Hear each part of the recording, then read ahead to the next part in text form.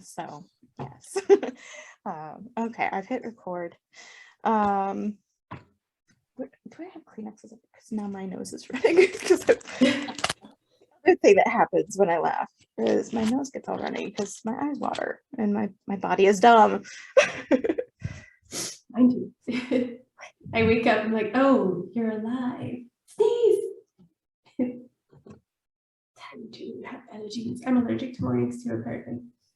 I am allergic to more things than I'm not allergic to, so there's that. Right. Okay, so usually we do some introductions just so people know who we are, even though we all have our names on screen this time. Nikita and I usually have our usernames rather than our actual names. But I'm Sarah. I'm from Iowa in the US. Whoever wants to go next. I'll go. I'm Stacy. I live in Oregon.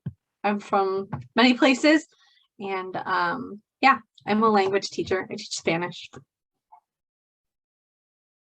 I'm Nikita.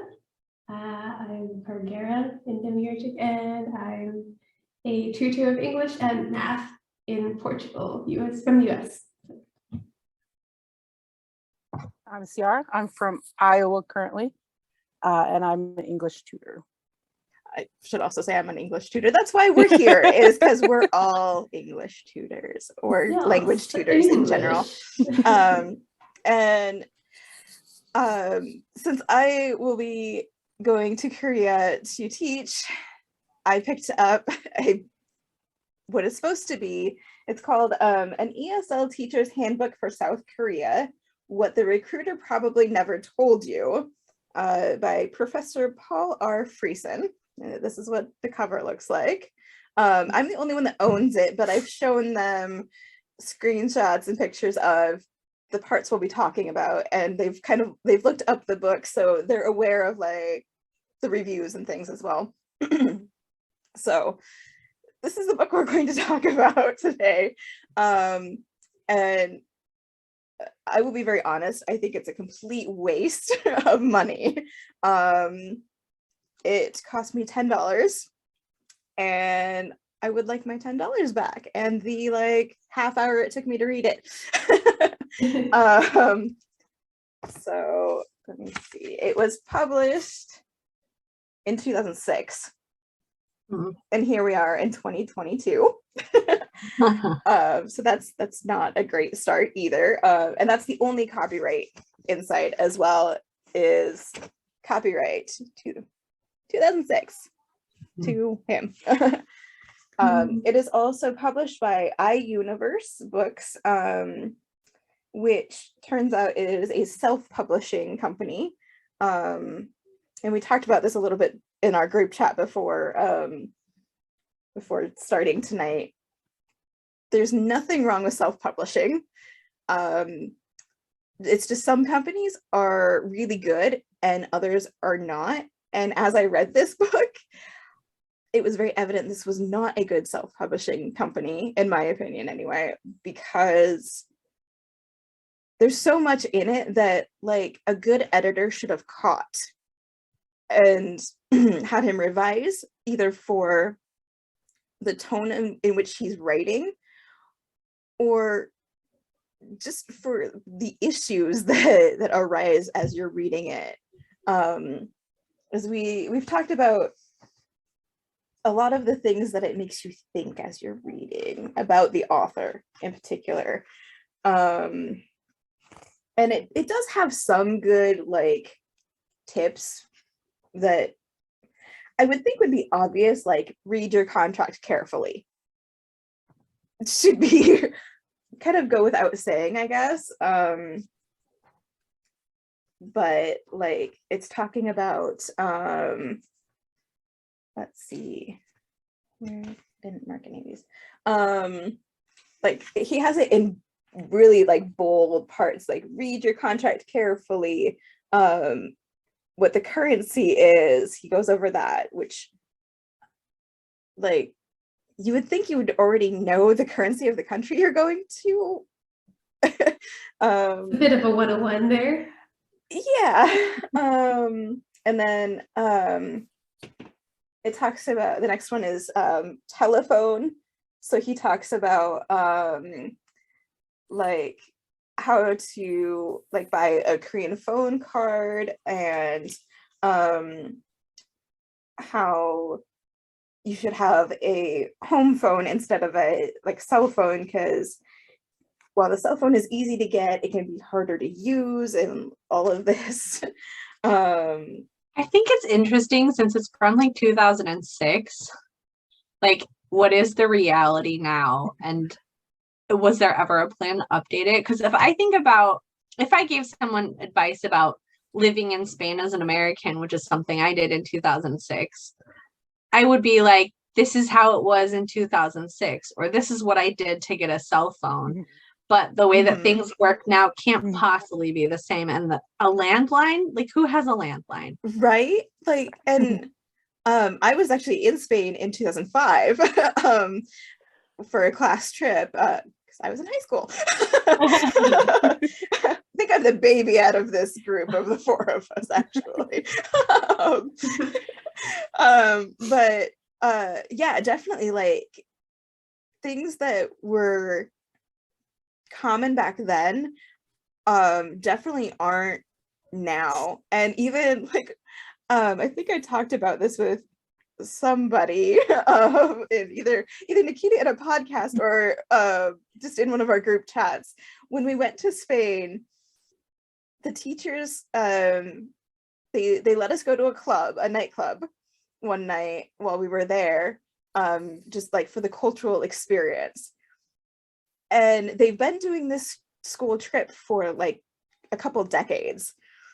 And they told us they dress really nicely. So like wear your best clothes to the club. So we were all wearing like pretty much our Sunday best when we went in 2005. And we got some really weird looks. And then they realized, oh, you're American. It's okay. Like they looked at us like they wanted to pat us on the head and be like, it's okay, little Americans, because they were not dressed that way. They were definitely dressed like a usual nightclub. Yeah, that's so funny. I actually had a very similar experience in 1999 where we took a school trip. Maybe it was 98. We took a school trip to Spain, and they were like, this is the coolest club in like Malaga or wherever we had gone. And it was like all these old men. And it was I want to say it was like a salsa club, which is not like I mean, salsa is popular around the world, but it's not Spanish. And I was just like, He was over here laughing from Portugal. It's a whole nother experience here. Oh my gosh, I think that's actually worse than my club story. We were in Madrid too, so like, yeah, most of our trip was in Madrid, and that nightclub was in Madrid near our hotel. Oh, it was just, yeah, it was special. A modern city in Spain. It is. It's a very beautiful city too.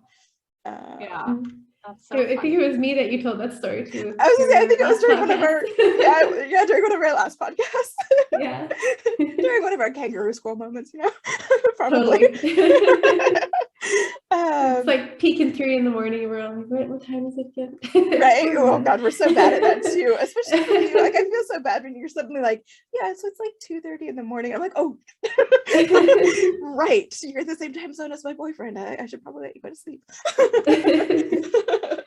I pull these all-nighters like all week long. So yeah. And then like with the whole cell phone thing in Korea, he has this whole big long paragraph that is how to dial to and from numbers, but it's very confusing. Oh my goodness. His opening statement about the opening statement of the book, the introduction starts with, what did the recruiter tell you? Or what do you think you know about working here? This book is dedicated to all those who want to work in South Korea. When I started writing this book, I had worked in South Korea for 5 years. I have worked in a private school, a university, and I preach regularly. South Korea has provided me with money to pay my student loans, live comfortably, and send support to my family. And Wait. oh, Preach? family abroad. He's a preacher. Oh, Yeah. Oh, Yeah. that explains so much. Mhm. Yes. Yes, it does. And it Okay. only gets worse. Yeah, Okay. that cell phone part where he's saying that the cell phones were difficult to use compared to a landline. I'm like, dude, you just totally dated yourself in 2006 because phones were Right? easy to use then. I know. Welcome to 2020.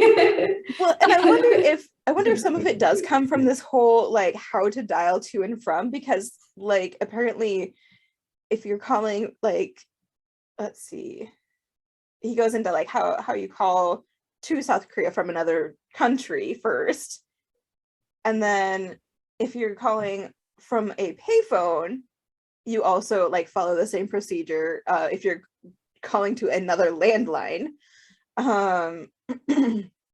And then he goes into like if you use the province code and all of this, and it's just like so much of it, he capitalizes to and from and cell phone throughout that entire long ass paragraph. Oh my goodness. But it doesn't make it any easier to understand, and it just comes off very condescending.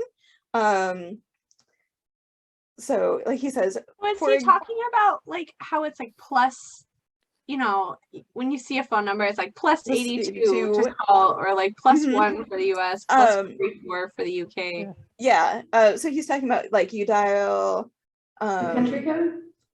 Yeah, yeah, country code. Thank you.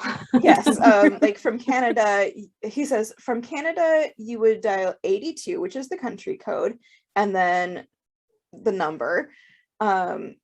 If you phone from a payphone, you'll also drop the 0 that you see before the country code. Uh-huh. In the number to another landline. For example, if I'm phoning from my province in Seoul, period. He's really bad at punctuation. Oh my no. province, Oh, no. yeah, my province code is 31 and Seoul is 2. If I phone to or from a cell phone, you keep the 0 in the number. For example, my cell phone has a 010 prefix. You always, capital letters, use this. There are several different prefix numbers with 0. These are 010, 013, 017, 018, and 019. So when you send the phone number to your home country, send the number without the 0. For example, my cell number to phone from the US to or Canada, etc., would be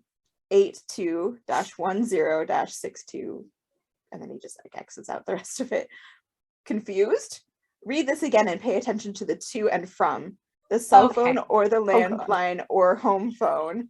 Most of the time you will use a cell phone, but in the beginning you will use a home or office phone or a pay phone. Wow, read this again, huh? Okay. Like, I feel like Wow. If you write it right the first time, you shouldn't have to read it again. I feel like that was like one of the few opportunities to give genuinely useful information and like just completely Blew miss it. the mark. Mhm. It's so confusing because it's written badly. Like, So bad. Oh And my that's the gosh. entire book. Uh, And then the next one is food, which, oh I boy. mean, granted, maybe a lot of people who head over there don't have a lot of knowledge of Korean food like I do. Ciara knows too. Yes. Maybe not so much now. right, Nikita as well. But Ciara, I torment her with pictures of Korean food that I make. She gets All the mad at time, me. yes. She's like, I will drive down there. I'm like, okay. I Drive an hour managed and a to half make to my a- house. Go ahead. It'll be I made worth my it. first batch of decent kimchi here in Portugal, and I'm so happy. I've not made kimchi. I've Awesome. not tried that yet. I've not tried It's making hard that to yet. find the ingredients here. So it's like, oh, what am I gonna do? I need kimchi. I don't know if I'll be able to actually find the ingredients to make it if I ever wanted to here. It's the bad part about living in the Midwest. We don't have Yeah, probably big, not in like, Iowa. we don't You have you can get stuff shipped though. Remind me true. later because I found a really great website and I think someone shared it in a Discord and I was like, this is so brilliant if I'm in Michigan and I'm trying to get stuff that I can't find in Michigan. Asian markets are very tiny and few and far between. Yes. That's how Ciara and I met, was at one of our local Asian markets. Or my local Asian market anyway. She's not Yeah. from the same city as me. No. She's about an hour and a half away from me. But she'd come down to see a family member and we happened to be at the Asian market at the same time. That's so cool. It's about a year ago now almost. Yeah, about, yeah. Yeah, this is the middle of summer. And I had a mask on that I'd written BTS and ARMY on. I had to think of which one I had on that time. But I had You got a lot of them. I have 2 BTS ones and then I've recently decorated ones for other groups. I was wearing a BTS one at the time and I'd complimented her sunglasses because they were really cute.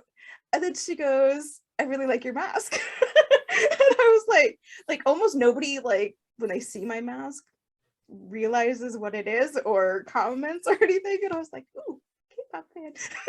Yes. When we walked in, I stopped to talk to the owner because I'm in there like all the time. So I was asking him about some things. And then she and I ended up chatting and we found out we were both interested in teaching English as a foreign language in Korea. And I was like, ooh, I recently started this journey. Let me tell you some tips. And like got her started both at my college and she did her certification through the same place I did mine. So like I've given her a lot of information and she's coming with me as well. Right? Yes. So that was how we met. She was at the Asian market. I love that though. Oh yeah, and it's a small one. We have a couple of them in the town next to mine, but they don't always have the greatest selection, so it can be hard to find things that I need. And the next closest one is like an hour away from me in the opposite direction from her. So for her, it'd be like a 2.5-hour drive.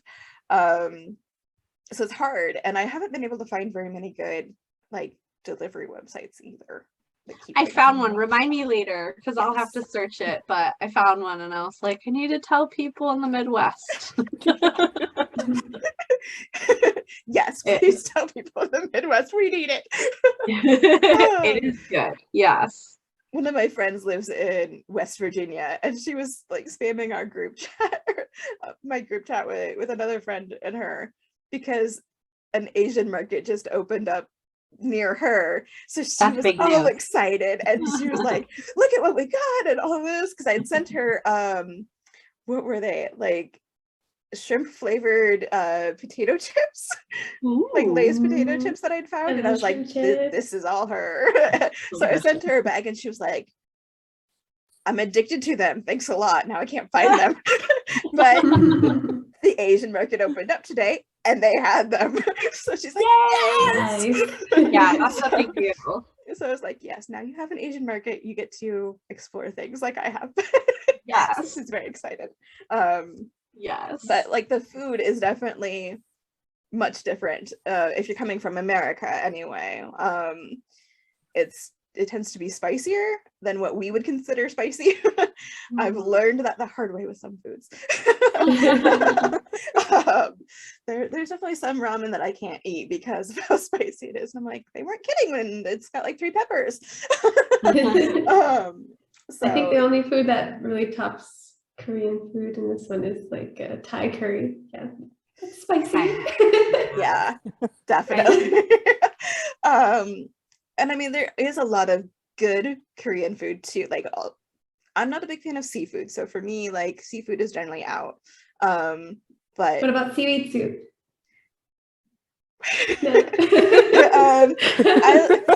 I like seaweed, just not in the soup because of the texture it gets. It gets all like squishy and just, I love like, that texture. No, you can have Me all of too. my seaweed sick bed. Okay, Awesome. you Perfect. can have all of it. I get cravings, and I'll just make myself a personal batch.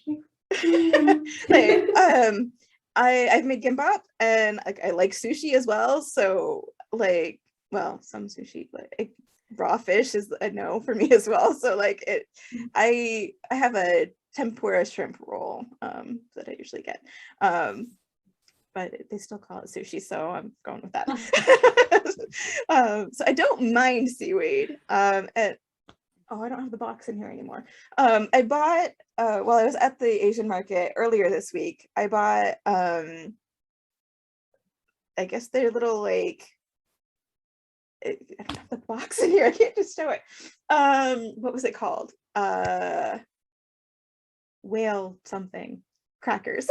they're little like baked crackers. Are they Korean? Mhm. Yeah, I totally know what you're talking about. Because it's gure something, and I can't think of what the other word was.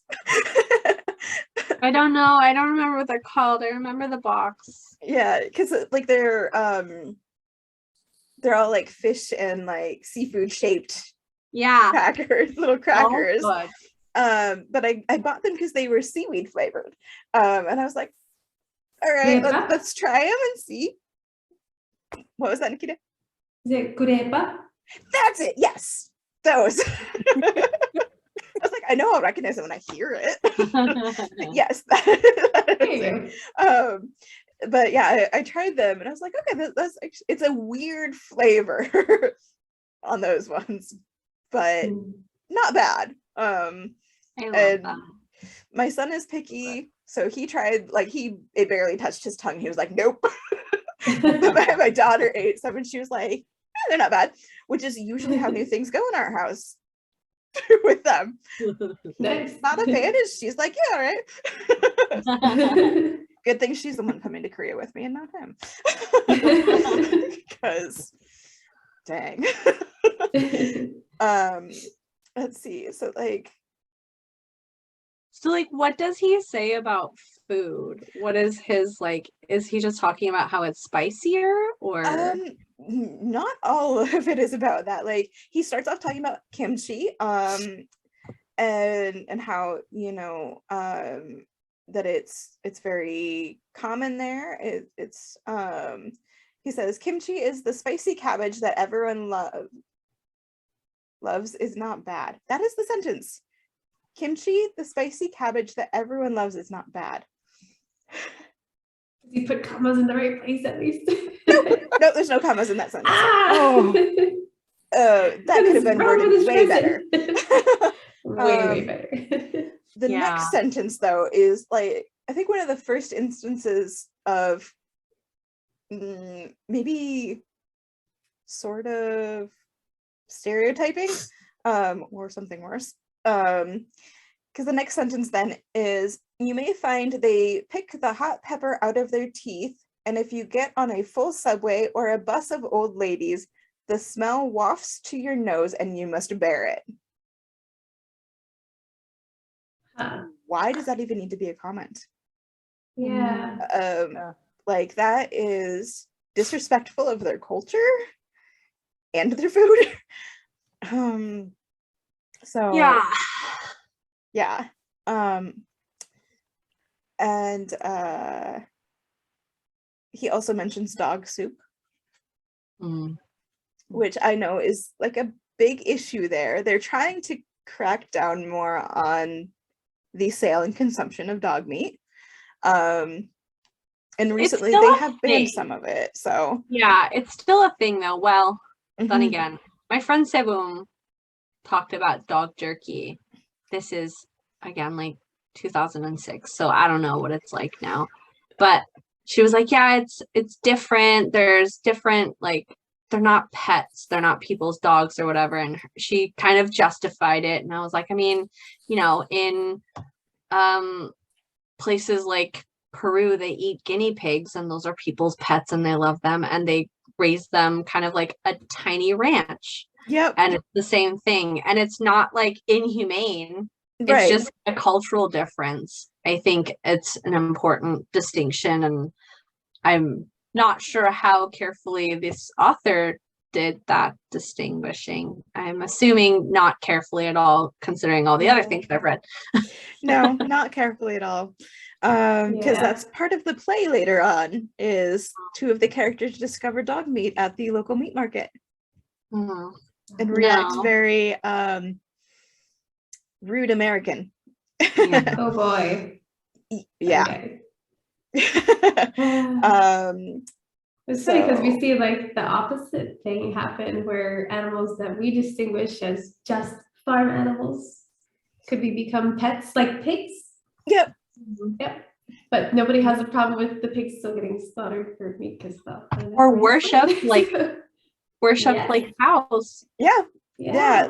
Like that's the thing. Like I think if you think about it, yes, it's a cultural difference, and even if it's not something you want to experience, you still need to be respectful of it. Absolutely. I Yeah. think the only issue that comes out is like, okay, are they being farmed humanely at least? Yeah. Sure. That would be my issue. Like I'm not gonna try it, but like Yeah. is it at least being done in a humane way? Like they're not just grabbing strays off the street or stealing people's pets or something, you know? Like Right. Yeah. that's But that where- becomes like an issue about all farm animals, not just dogs. So. Yes. Right. Yes, treat all farm animals, food animals Nicely, please. nicely, please. I don't want to taste stress when I eat. Absolutely. Exactly. Let's see. He does talk about like if you can't handle it says if you can't handle the chopsticks, they will give you a fork most of the time, which is probably true because I'm sure they're used to a lot of foreigners. I mean, I'm better with chopsticks than I used to be, so they're not easy if you're not used to them. But they're also not hard if you practice. Let's see. I would imagine, I don't know if he specifies this, but the advice works best for larger cities too. Like if you think about, and that's true for any kind of advice for an English teacher in another country, right? Like if I was going to tell you about teaching in Spain, I wouldn't say, oh, Spain is like this, because it's not. But the bigger cities are like this. And yeah, he doesn't really ever make that distinction, that like it only applies to the larger cities, because I mean obviously Seoul has some massive metropolis. Metropolis. Words. Metropolitan. Yeah, like you would find you. you would find chopsticks probably more easily in a restaurant in Seoul than you would in like some tiny place on like Jeju Island or something even Right. less touristic than Jeju. Yeah, well, Jeju is a whole other like thing from what I've Right. heard from my students too. Like it's very different. Totally. Which makes sense. I mean, it is separate from the mainland where things will differ. Yeah, Um, absolutely. Let's see. The next part talks about like how raw crab and fish are very much loved. So like if you're not into that, just let them know if you're going to like a restaurant with a host or somebody. And then it says, always be careful with your food. Street food is okay, but hey, Americans die of bad hamburger in America. Why not a little in Korea? What? Implying that Wow. the street food isn't safe? Yeah. I don't even understand. I think that's like the biggest problem, honestly. Like, yes, there's some xenophobia and maybe even like some misogyny throughout, but like the biggest problem is I don't even understand what he's trying to say in so many cases. Right? Like, What even is Yeah. your point? yeah. It's And very, Yeah. I thought that so much incoherent. throughout the book too. I'm just like, what? What are you trying to tell people? Because this isn't even advice. This is literally you just spouting things off. Yeah. Like, Not advice. Notes and rants, basically. yes, I really do think it is. That's what he should have called it. Notes and Not even rants. the Notes and title. rants. Notes and rants, yes. He probably would have been steered clear of purchasing this book and not lost all this time. The questionable Right? ramblings of a preacher in Korea. Yeah. There you go. Let's see. He says the other more social problems. This sentence. Am I reading this right? The other more social problems, the communal eating. There's no apostrophe there, by the way. Like problem apostrophe is. There's no apostrophe. Oh my It's goodness. just plural problems. Like I said, a good publishing company will catch those. Yes. This is not. I I used looked to at do copy editing also. That's my other helpful perspective on this book. wait, There's so many things that I would have caught at first glance. like I'm a writer and I'm just like I would be embarrassed to publish this. And I looked at the publishing company's website and like the least expensive publishing package they have is just over $1,000 that you have to pay them. Wow. And it goes all the way up to just over $8,000 for like various add-ons and things. Wow. So, and all of it includes professional editing services. How does the editor get away with not catching some of these things? Because, like I said, that Right. sentence was like, I had to stop because I was like, wait, am I reading it wrong or is it written wrong? Am I the problem? I don't think so. Right? Right. Yeah. Am I the problem here? No, I don't think so. So that sentence is then followed by, if you buy one, you buy for all or share with all. Then it goes into this paragraph long joke from a few years ago. It says, there's a joke from a few years ago. The joke goes, there was a foreigner on a bus with some students. It was hot on the bus. At a coffee stop, they foreigner, What? foreigner.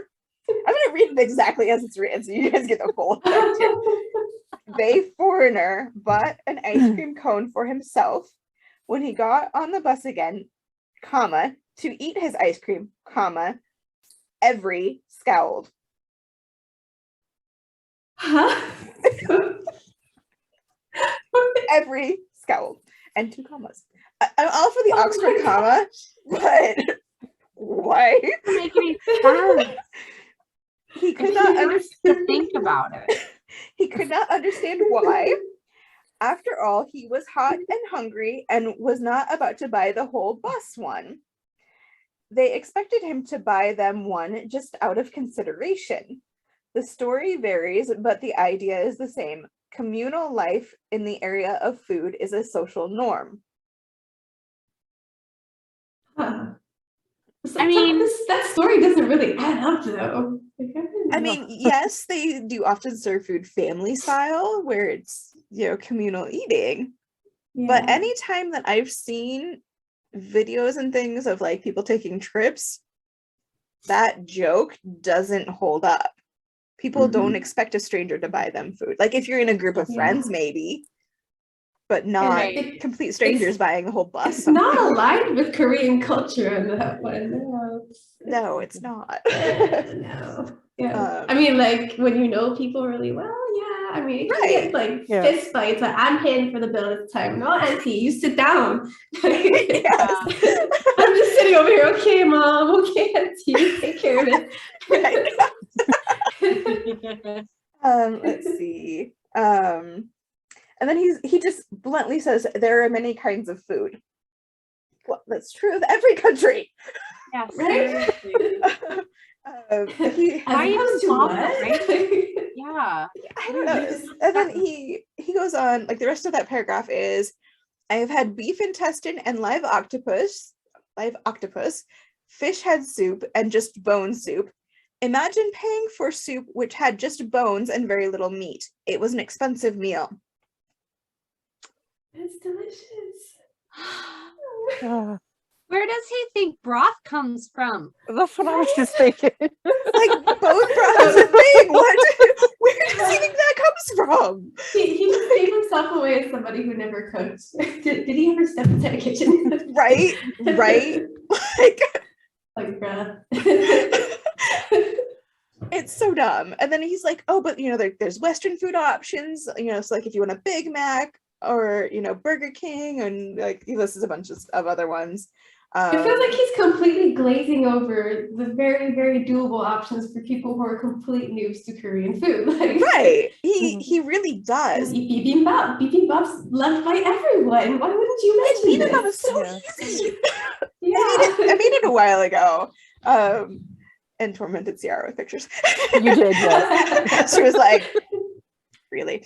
And I'm like, down here? I keep reminding her that when we live in Seoul, we'll find places near each other or live together, and then she doesn't have to be tormented. She can just come eat. There you go. Perfect. He's listing stuff like live octopus out there as if people eat it every day all the time. Right, like that's a Yeah. special thing. Like, Yeah. and like I'm not one for live food like that, but it is a delicacy in a lot of countries, actually, not just Korea. In Spain So as like, well. In Spain, we also have that thing where he was talking about, I don't know if you sent an image of him talking about, like, you never have to worry about how fresh the fish is because of the tank outside the restaurant.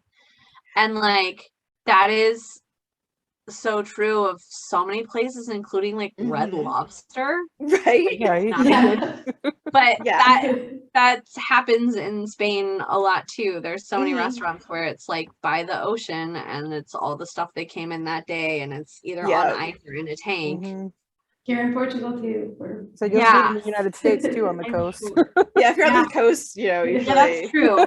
Anywhere Now we're coastal. Right. Yeah, Let's He's see. And then making weird, strange statements. That, Well, sorry. the next one is probably a little like he could have handled this statement better. Because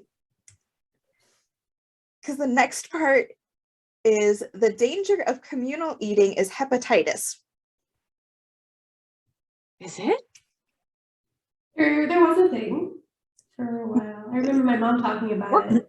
Or COVID nowadays. Right. Yeah. I mean that's true But of a lot of that's- communicable diseases.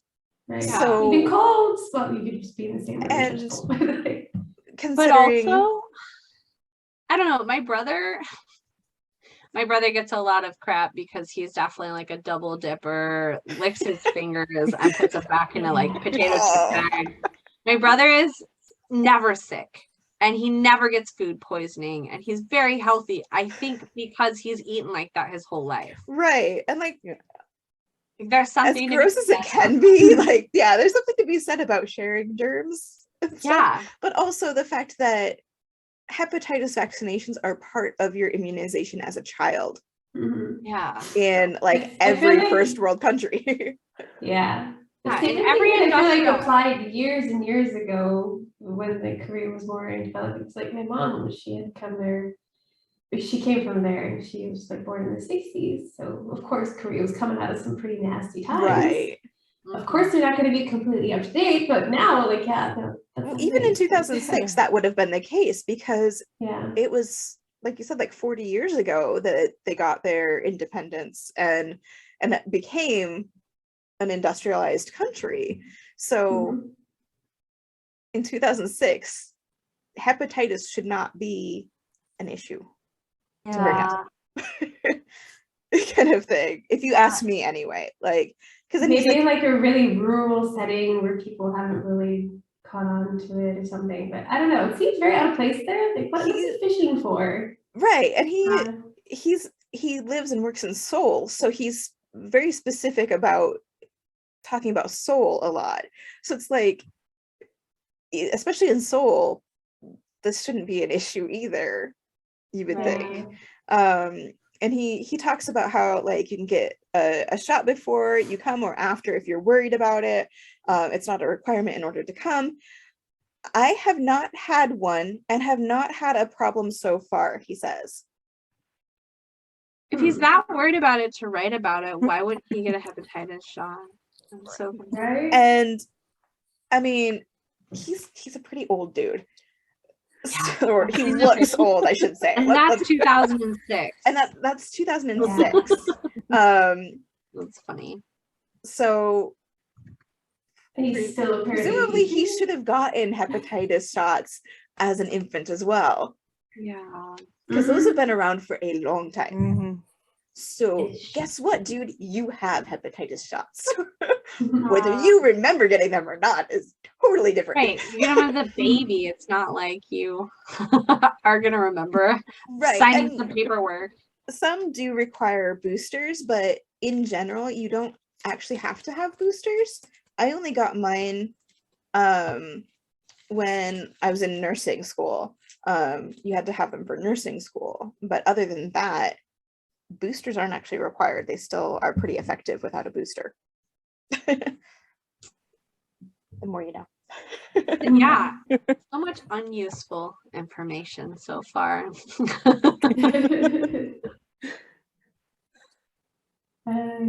Yes, Like, I lots see of what he's unuseful trying to information. do.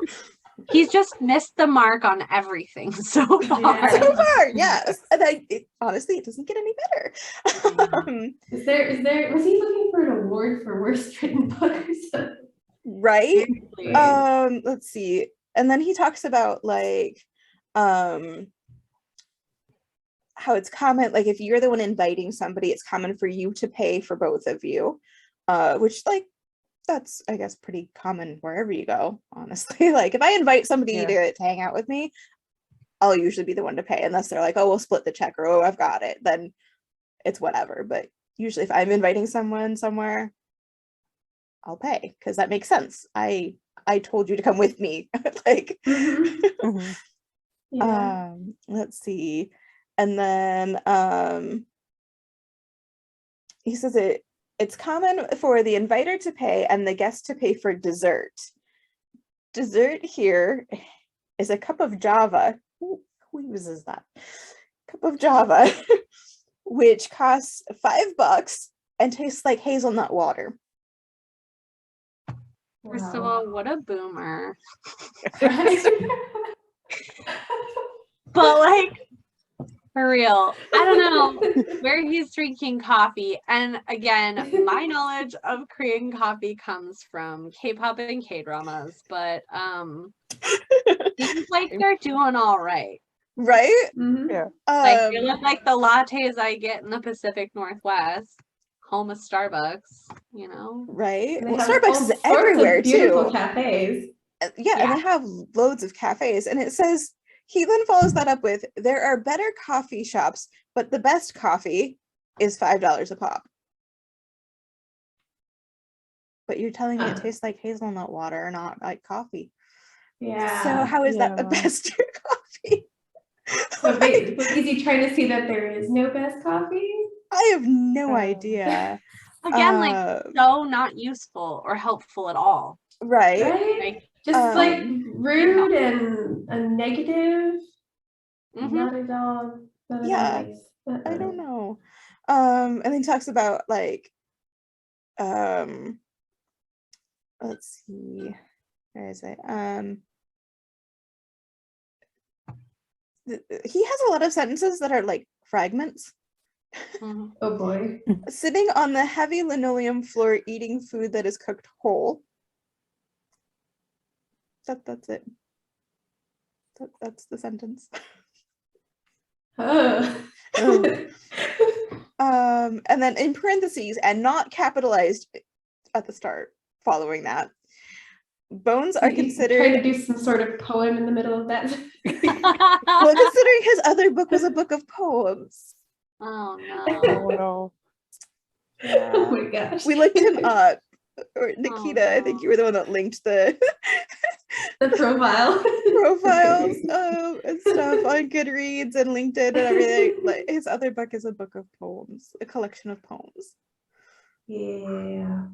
Oh joy. I almost want to buy it just to see how bad it is, but I also don't want to give this man more money I was gonna Right.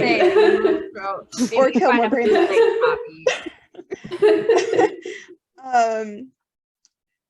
So he starts the sentence with a parentheses, but does not end it with one.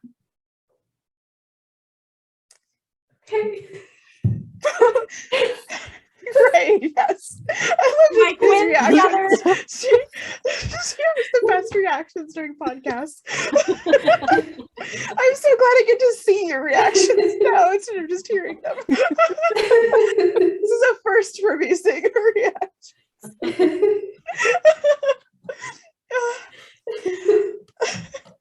So this sentence says, bones are considered a best part of the food when cooking for flavor. Period. No parentheses. No closing parentheses. This after he seemed to make a complaint about bone soup. Yes. Yeah. Yes. Yes. Okay. Yeah. Yeah, that's where all the flavor comes from. You know this. You just said it. Just- That sentence is then followed by, therefore, a skill to take out the bones with chopsticks is the challenge.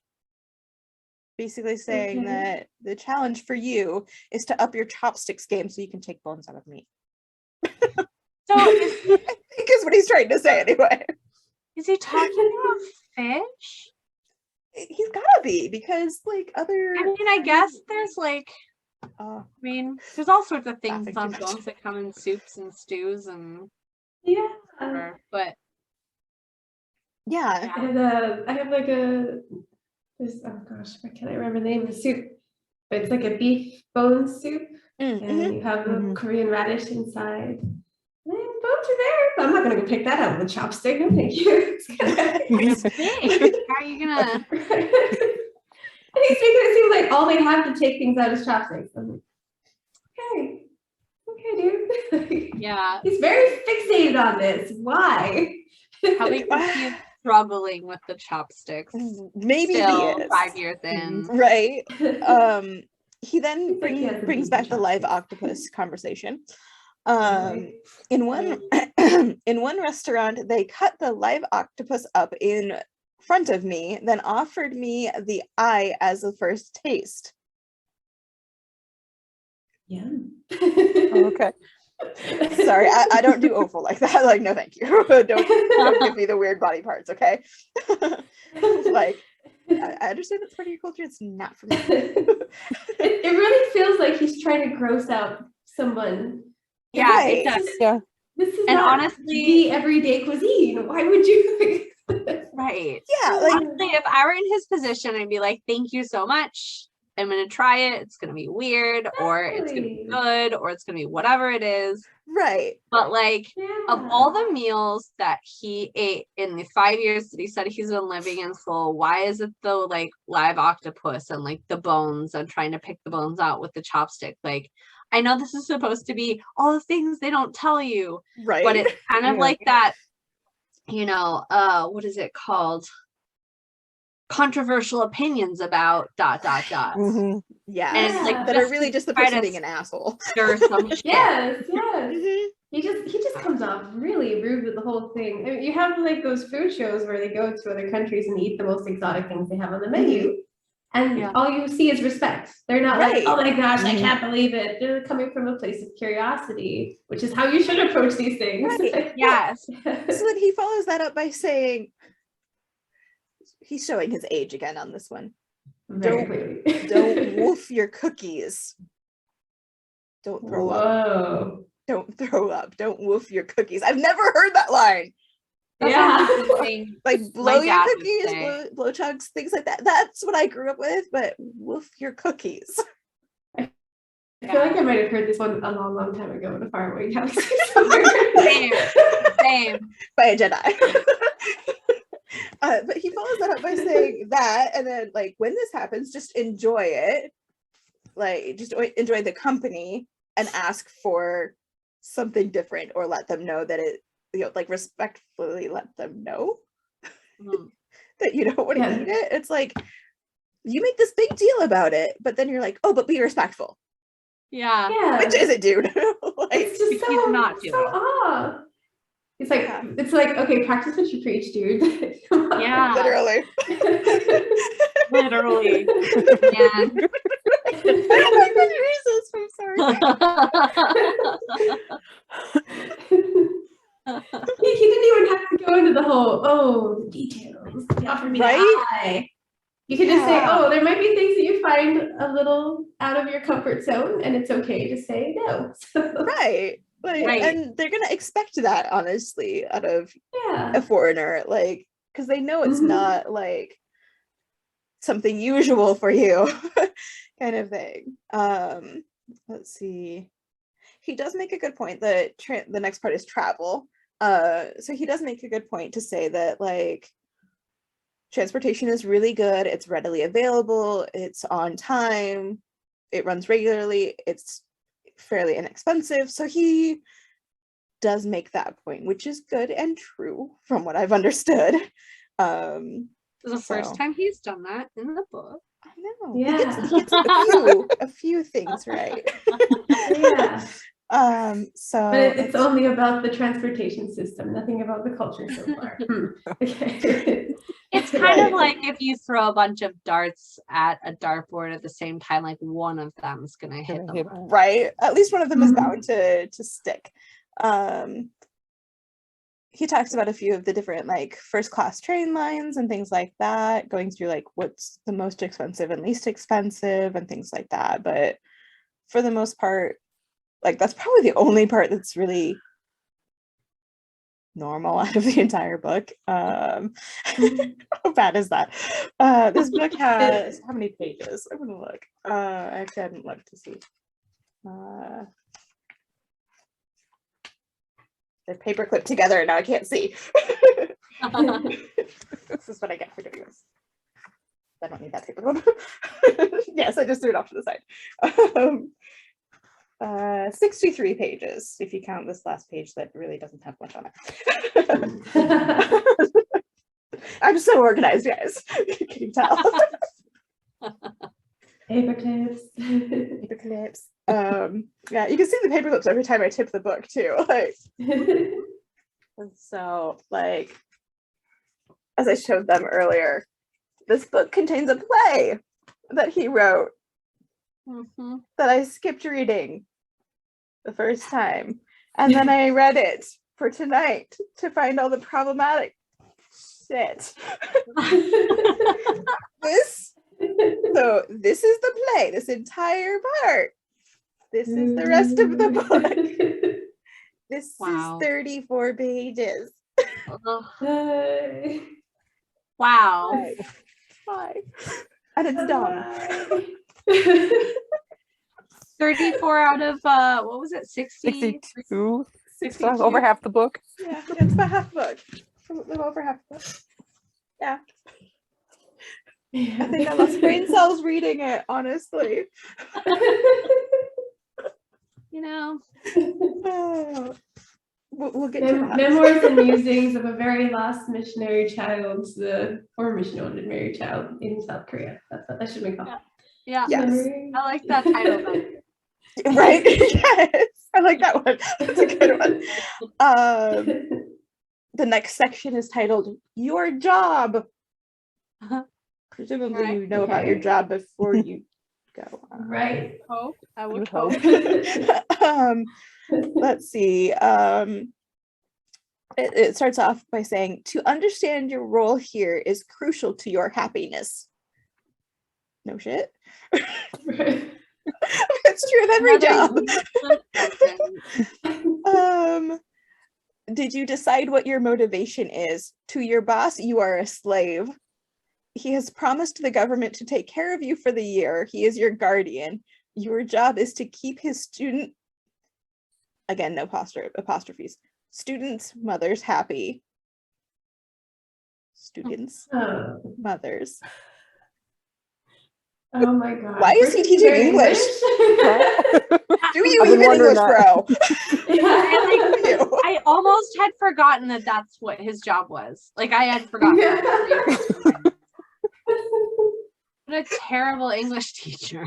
If this is how he's teaching students, like, I feel sorry for his students because Yeah. Awfully he can't shocked even that he has grammar. a position. He has a position in university. This is a Yeah. problem. He's a university Problem. assistant professor. He's labeled doctor. I don't like this. I think it's an honorary doctorate, though. I would hope so, anyway. Yeah. I shouldn't say mean things. Anyway. Yeah, so your job is to keep his students' mothers happy and make him money in capital letters. Never forget this. Because we needed a reminder. He's in the wrong job with that perspective. My gosh. Ay. That's just wrong. Ay. Yeah. He goes on to talk about like, oops, sorry, I moved my mic. I'm a professional, I swear.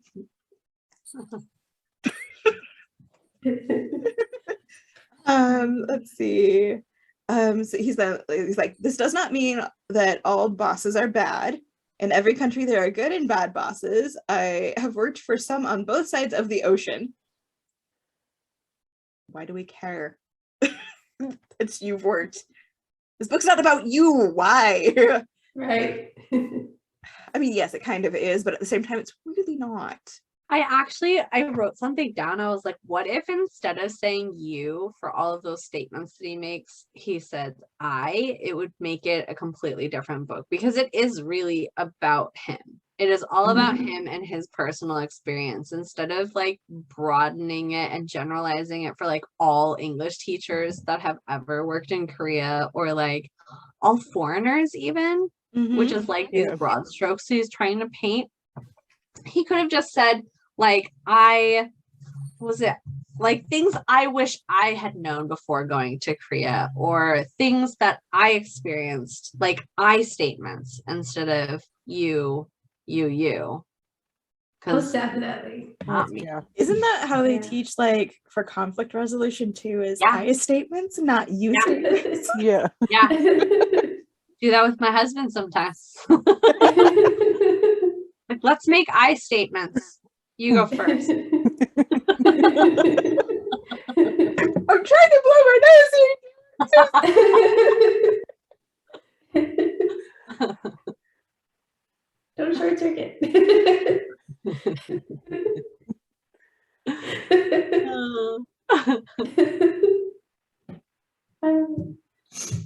How did I think this is a good idea to do it with you guys?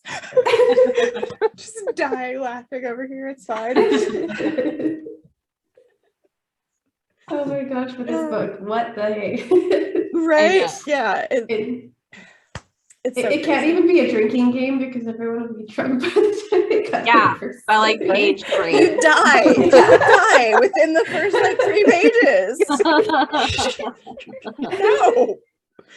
Only if you were drinking water, maybe. Then you'd be nice and hydrated by the end of it. Overhydrated. Hospitalized that too. Yeah. Just be like, tiny water. It's a positive. Yeah. All right, is it water or something else you two are drinking? This one's You're water. drinking vodka. I had the fun drink earlier. Good answers.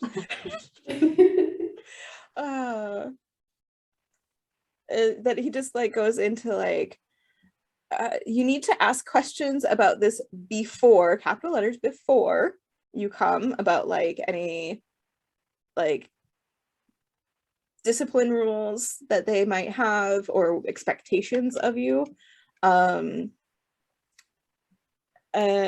like other things like how much break time do you get between your lessons, especially if they're like back-to-back lessons and things like that. Field trips, he doesn't really say a whole lot about field trips other than like they're common and the schools pay for that for you to go. So did he ever explicitly say what kind of job it is?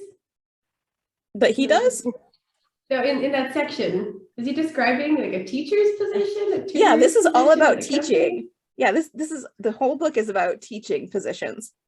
But he doesn't say if it's like private school specifically or anything. He says at the beginning that he's taught at public, private, and university, but he never really specifies in his advice which one it's for, because they are different. Yeah. It's like super important to say something about that. And like Maybe if you I- have experience in one versus the other, like specify that. Like this is where Yeah. my experience lies. Right. But yes. again, he wants to paint everything with broad strokes. Yeah. Which is never a good idea, honestly. Mhm. Unless you're It making art. it then makes yeah. me think that maybe his perspective has only been broad strokes, and that's quite shameful too. Right, Especially if because you spend then- a lot of time in a place, you should be a lot more in depth with that. Yeah, Yeah. definitely. Let's see. And then the next section is immigration. And it talks about that this isn't just for private school though.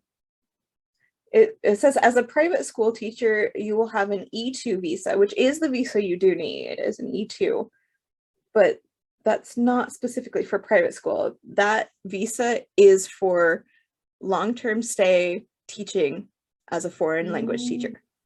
Which is important to know. Yes. If he just says private school, it's confusing. So Yeah, like, because it's not just for private school. Yeah. That is for foreign language teachers. Among a few Is others, that but like mainly his for- attempt at saying like this is where my experience lies in private schools and nothing else? I think maybe he should have made that statement at the beginning. Yeah, definitely. Right, 'Cause it right off the sounds- bat, he shows himself to be a very lazy writer because he hasn't done any basic research. Just a few clicks on the internet would have shown him a lot of information that he could have put in that book. Right? Yes. Yeah. Yeah. Let's see. What else? And then like talks about that you have to get your alien registration card, which is also true. Because you can't apply for that until you get there, of course. Looking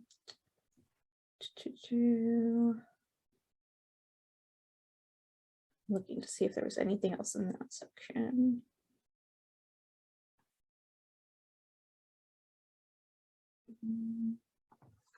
Nothing useful. Nothing useful in the immigration. I mean, Surprising. Yeah. other than knowing the right kind of visa that you need, even though he misrepresents it a little bit, and then saying that you have to go get your alien registration card. That's pretty much it for immigration. Really, that's really all you have to do.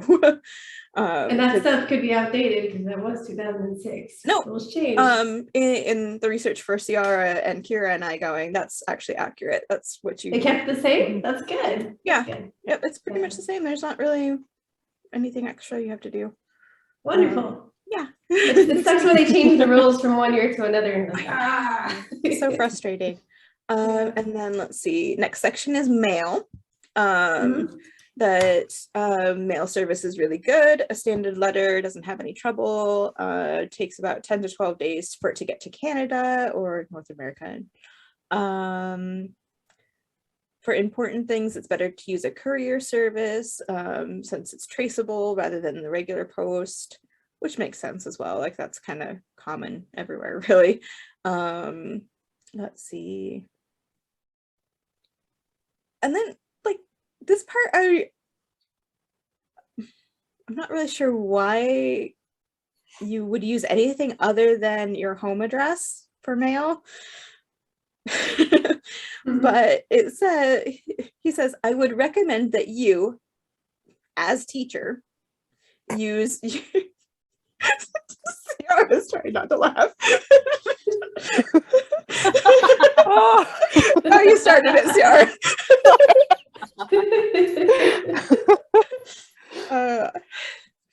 As teacher, use your address at the apartment to receive mail. Using the school as an office is risky. You may not receive the mail because of a part-timer's mistake.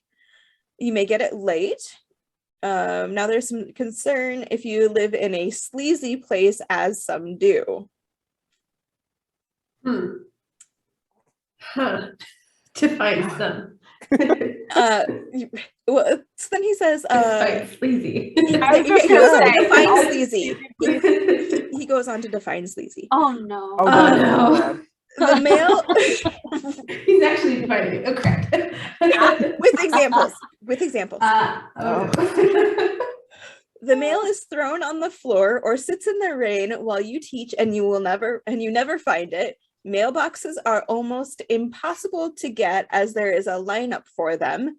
Therefore, have someone write the English version of your address. This is on your alien card. He just calls it alien card. It's actually alien registration. Anyway, I'm nitpicking. If you move, you should change the alien card, but most times the apartment doesn't change. Huh. I mean, there's shitty neighborhoods everywhere you go. This is Exactly. specifically Korea. And people steal your shit all the time. Like, I Right? really Wherever don't you are. understand. Yeah. And like he says, you know, most times the apartment doesn't change, but then the very next paragraph starts with, mine did the first year. Okay. Oh, Why do we care? Exactly. yeah, exactly. And like he goes on to talk Adds about it. nothing. Like Uh, he goes on to If he talk wants about it, to, and it's if he wants to talk about how it is to change addresses, then that might be more Right. useful. right. yeah. But yeah, he goes on to talk about how he went from a 1-bedroom apartment to a 1-room, and that the room was so small you felt you had to stand outside to pee inside. Why did he move there if he didn't like it? Sometimes you don't have a choice if the employer moves you. Oh, that it's happens. if it's employer provided housing, it can happen. Wow. Yeah. But overall, I've heard really positive things about employer housing, so he must I have just had a really- really shitty one.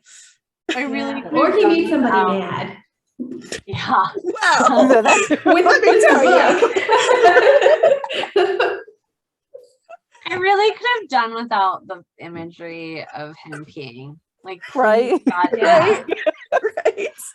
Oh, It's yeah. so unprofessional. Like, It Yeah. really is. Like that was not necessary to include in this. mhm. Like, And there's then- What would so have been many very other useful is tax. activities.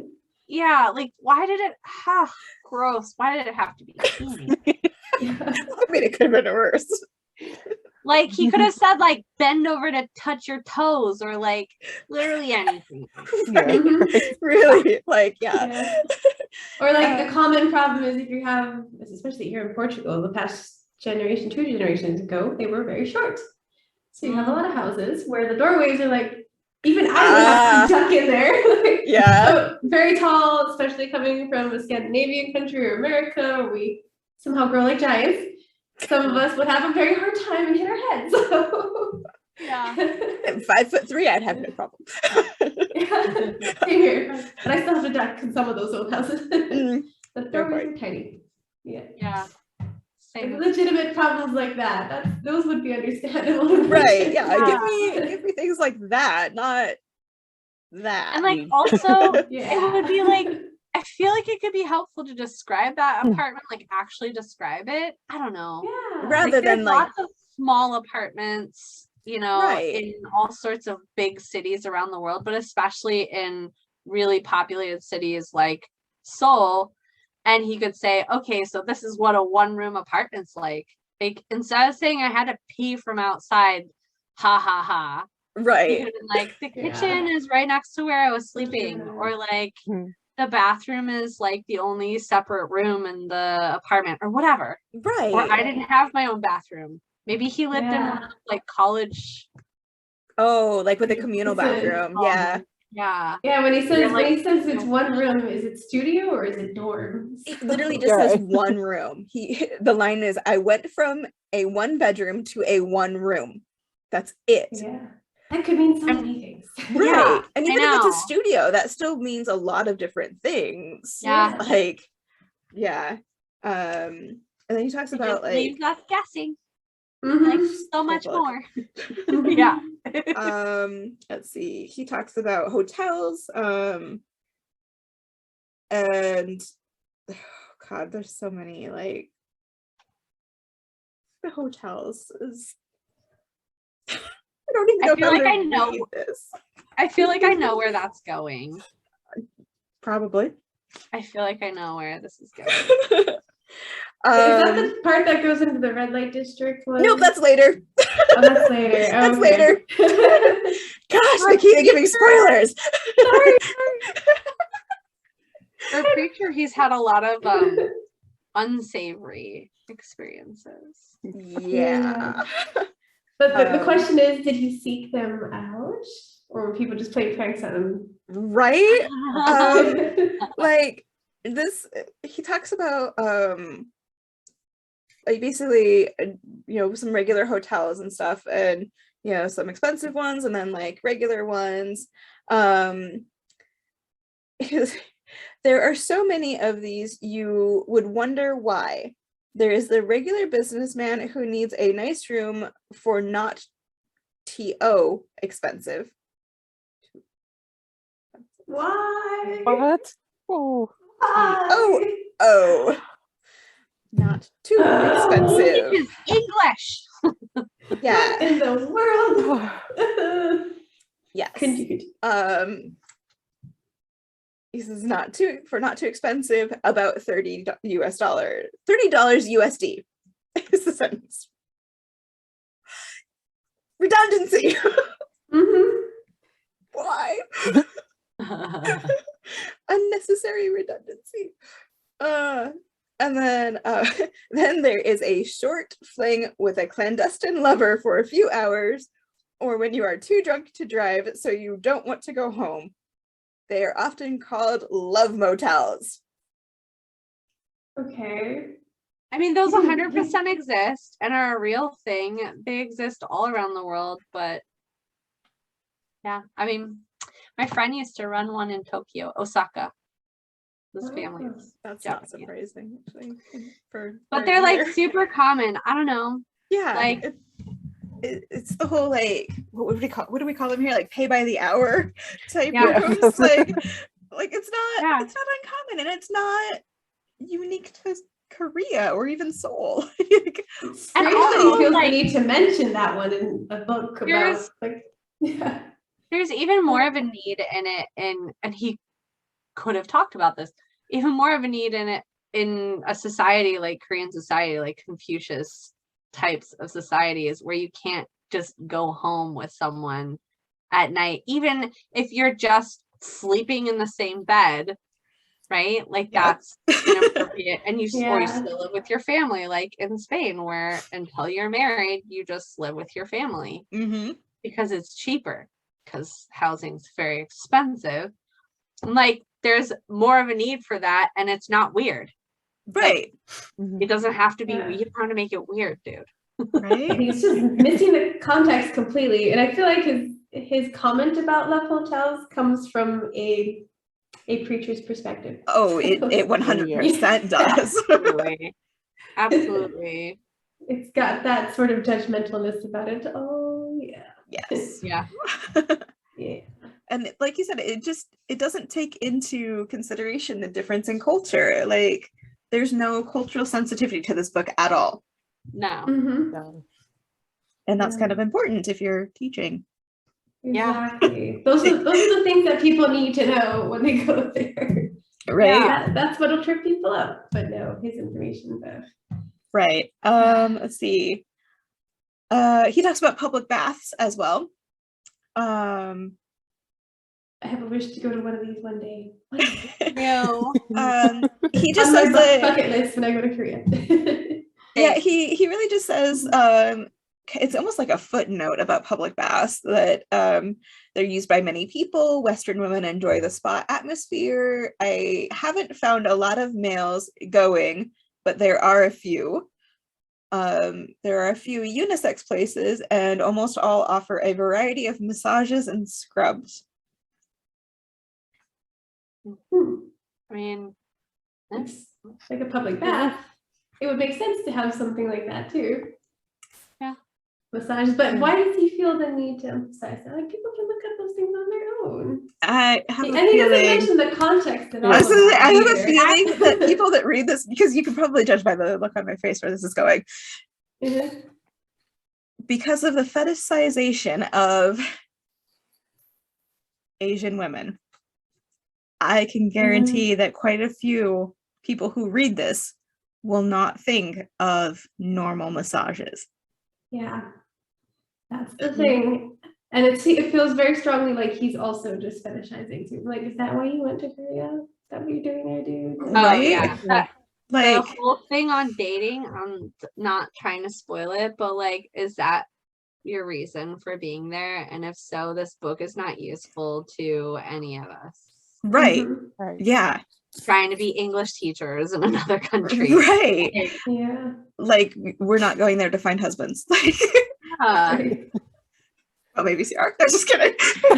I mean, you know, if I was single, Yes, but I am still single, but no. Single, so I can't say that. So I But I can't say think I'm going for a husband. it's especially problematic when it's a white man talking about, because there's a lot of Yeah. issue with the fetishization, like you were saying, and the submissive perception and not reality of Asian women to Western men, which is such a big problem. And he's just, I don't know, falling into that. Like, I do not hold him in high regard after reading / now hearing even more Yep. from this book. Mhm. The further we go into this book, the worse he seems. Mm. Ugh. Yeah. It really does. And I thought Uh-huh. it was going to be more helpful and, well, one, take more of my time reading it. But since I skipped the play the first time, it didn't take me even half an hour to read it. Mhm. So I was quite disappointed by that as well. Yeah. I thought it was just going to have a lot more to it, even though, like, yes, it is a small book for a guide, but You can pack a lot into a small book. Yeah. yes, it's not about the size, it's how you use it.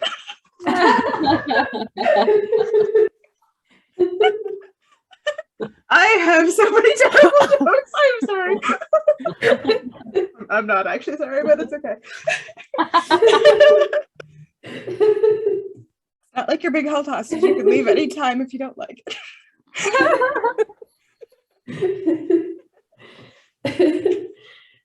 You win. You win on that one.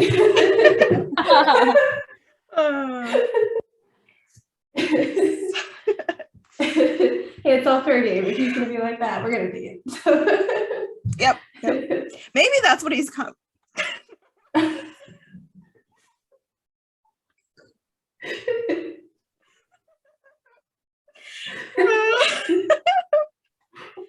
Yara's a little lost. I mean, she did spend round trip Chicago and back with me, so she shouldn't be too surprised by some of this anymore. And we do talk almost every day, so like, it's nothing new for Ciara.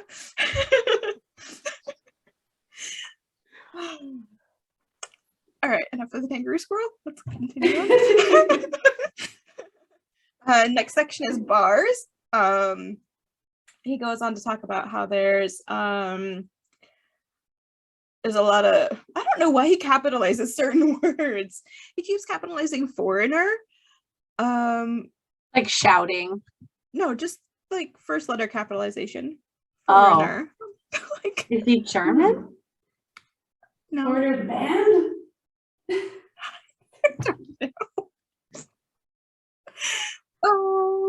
And then like, so he says many foreigners go to bars. There are some Western style bars in the larger capital C cities. I don't know why. Why? And then this is another instance of him like being condescending to the reader, like he was with the telephone thing. He says you can drink live beer. Live beer means on tap in the West jargon or draft. What? What in the world? Has Why he didn't ever you- had beer? Clearly Right? not. Yeah. why wouldn't you just say on tap? Because Yeah. Westerners or really anybody is going to know what on tap means. Yep. Or just say on tap or draft beer. Everyone knows what that means. Why do you have to be an asshole So about it? weird. Yeah. Yeah. So weird. And then like It's like it feels like okay, maybe he didn't know the terms. So it's Yeah. like He's like maybe, teaching us. maybe. He's But like like learning and teaching at the same time. maybe. It's like if this fear is kind of an important topic in the world. You think he would know the vocabulary around it? 'Cause Right? it's Especially a in unifying Korea. thing. Especially with the drinking culture in Korea. Like Right? How do you go through there without knowing the proper words? right, yes. It's just this whole book is mind blowing and not in a good way. Yeah. I'd rather have the good way, honestly. Let's see. Then he talks about women who wait at bars for men to buy them drinks and how you should be careful because they will spend all your money for you. There is that. That does happen. I mean, Yeah. that happens in every country. It happens in every country, yes. La loba. La loba. La loba. I mean, like, considering the way that guys put women into certain positions, like, we gotta hustle. Like, Well, they're so gonna make us play the game. We're gonna play the game. So he mentions these women who wait at bars, and how you should use caution because if they request a drink, it's going to be one of the more expensive drinks usually. So it can cost you a lot. And then he ends that paragraph by saying, enjoy the bars and the nightclubs, but be careful of the company.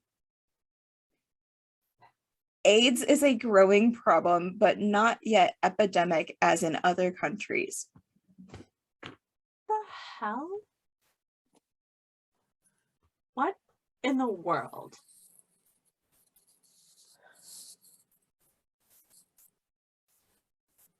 Like, I don't even. wow. How disrespectful not only to Koreans, but also those who suffer with that. Yeah. Many of them not by their own choice, if they're born with it from their mothers or other circumstances.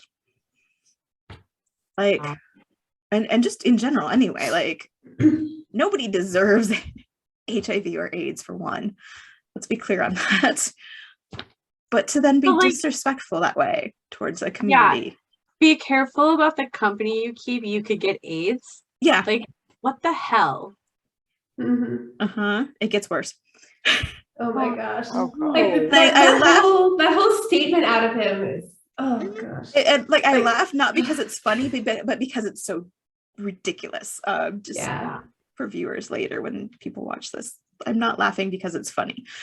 The next part then talks about the room salon,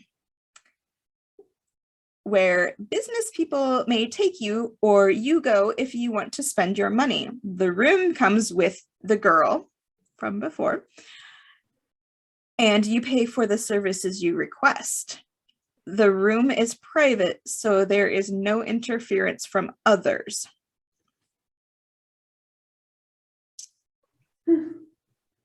Like he's writing a personal experience here.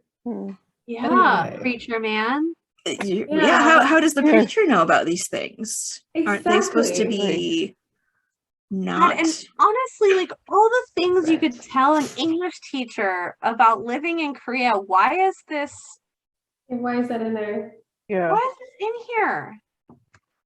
I would like to think that most of us really would not need to know any of that. Like, I mean, if we wanted to, we'd find it out. It's like, we don't need Yeah. him detailing his disgusting experience, which is made even more disgusting considering he's of the type as a preacher to take the moral high ground.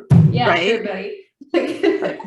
Well, so It's almost comical, that first statement where he's like, oh, watch out for like bar girls kind of thing. Like, oh, so you were the guy who got duped, huh? Right, right. No, You walked in there not totally knowing where you did. were. You had Did you to. really think she was interested in you? Like, I mean, would you be? you Just know. saying, would you be? I mean, if you paid me 20,000 won, me, no, not even 20. No, never any Maybe friends. 20 No, million. thank you. Anyway, no, actually, not even 20 million. The next part is the red light district part. Here we go. Ooh, here it is. Preach She's the been man so gets quiet down. this whole time, but her reactions are so great. I need to have you on more podcasts, Ciara. Next week is K-dramas, by the way. Oh, So next week I'll bring on the comic Friday, relief. next week is K-dramas on Friday night. Come for Heck that. yeah. Because I know you have a lot to say about that. Anyway, kangaroo squirrel. I'm gonna find something to animate that just so I can make it run across the screen every time there is one. Yes, I like For that. me and It has Nikita, to that would say be like points. every 5 minutes. But anyway. Or you can just like pop in at random. Like, Oh, no, what I'll do is have it sit in the corner of our podcast, Nikita, and it will just have a counter next to it. I'll stick a counter next to it. That works. That'll be for our podcast. But it's just you and me. It'll just have a little counter. We're terrible at it. But yes, the next part is red light district. And it literally starts off with saying, the red light district is truly a red light district. Great sentence, bro. What else is a red light district? Like, are there degrees of red light? It's like And the pink this- light. That statement sounds like a guy who's been to multiple red light districts.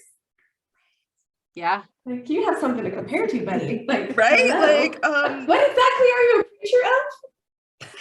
red light districts apparently. Gotta He's trying to save their proselytize souls. those sinners. He swears he was Right. trying to save their souls. Right. Oh my gosh. He slipped and fell. Multiple times. Even with a little bit of Jesus. The other kind of Jesus. Oh goodness. Then he goes on to describe where they're usually located. Usually found close to the subway or train and bus stations. These are houses with very large glass windows, behind which the girls sit and entice the passersby. At least he used that correctly, passersby. Interesting choice on entice. Yeah. They are not allowed to solicit outside. How do you know these things? Right? Yeah, why is Wait. one thing he did research on? It gets more. The rooms for entertainment are behind. They are not. It is safe to walk through, and the price is negotiable.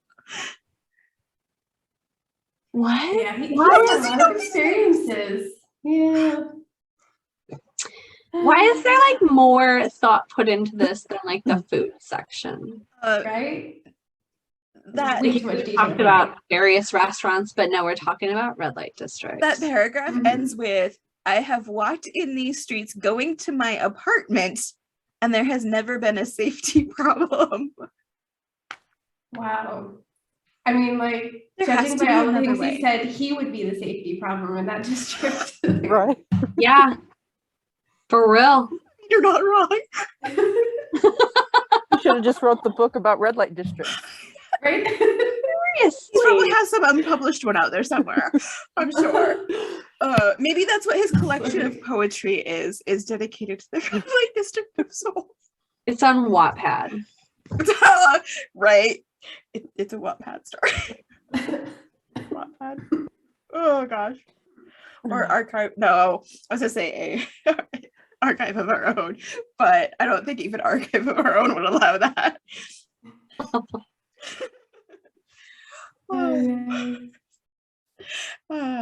Let's not taint archive of our own with that one. He then talks about drinking culture, and how drinking with the meal and with your friends, drinking with the meal and with your friends is. That's the entire sentence. That's the entire sentence. Like the next sentence just didn't even connect to it. So it's not like he just misplaced a period. Because the next sentence is soju is my choice with beef or pork, beer with chicken. I am not drunk and limit my drink if I drive. Why do we care if you're a responsible drinker? You're not drunk. You're also not supposed to drink even a drop of alcohol if you drive. You're not supposed to limit it. You're supposed to not drink. Exactly. Yeah. Like, I'm pretty sure South Korea is like 0 tolerance, isn't it? Like, if you get pulled over and you have any alcohol. I actually don't know because I don't drink. I might be can't drink, wrong. I should say. I can't drink medications and all that. Fun times. And then he ends that section with talking about live music with live beer is a good outing for a date or just an evening to relax. Taxis are cheap and always get you home safe and sound. I mean, Yeah. I've heard plenty of taxi horror stories in the US, so I'm not going to 100% believe that all of them are safe. Yeah.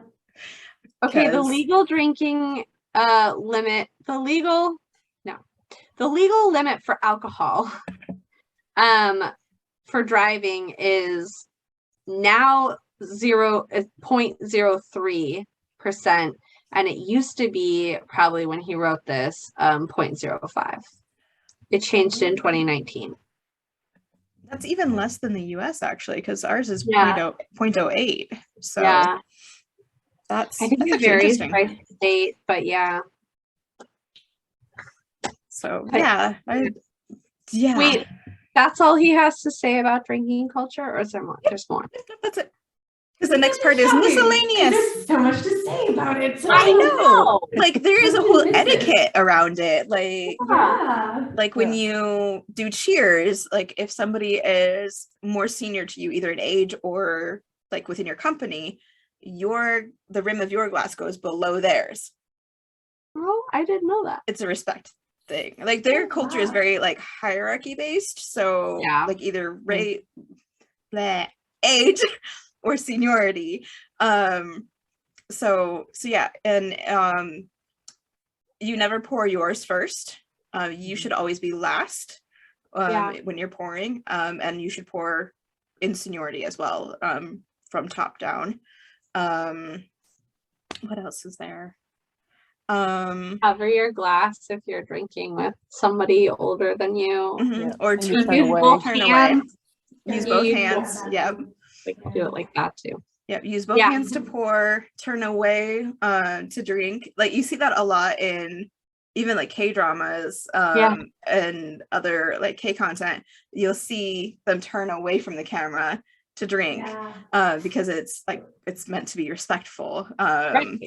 Yeah. So do you think he just never learned these things, or he just didn't have the like whatever capacity to write about it? I don't think he ever learned them because they're such simple things that literally like what I just said is all you'd have to put in there. It's as simple as that. Like Yeah.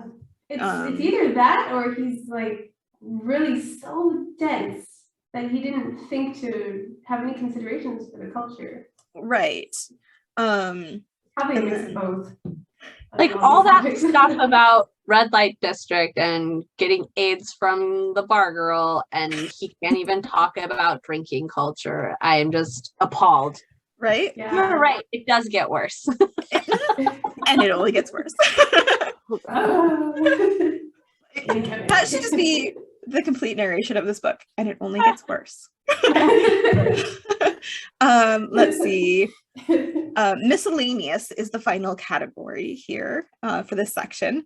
And it talks about, he says all of this stuff about like how schools can be really bad to their teachers, especially foreign teachers and all of this.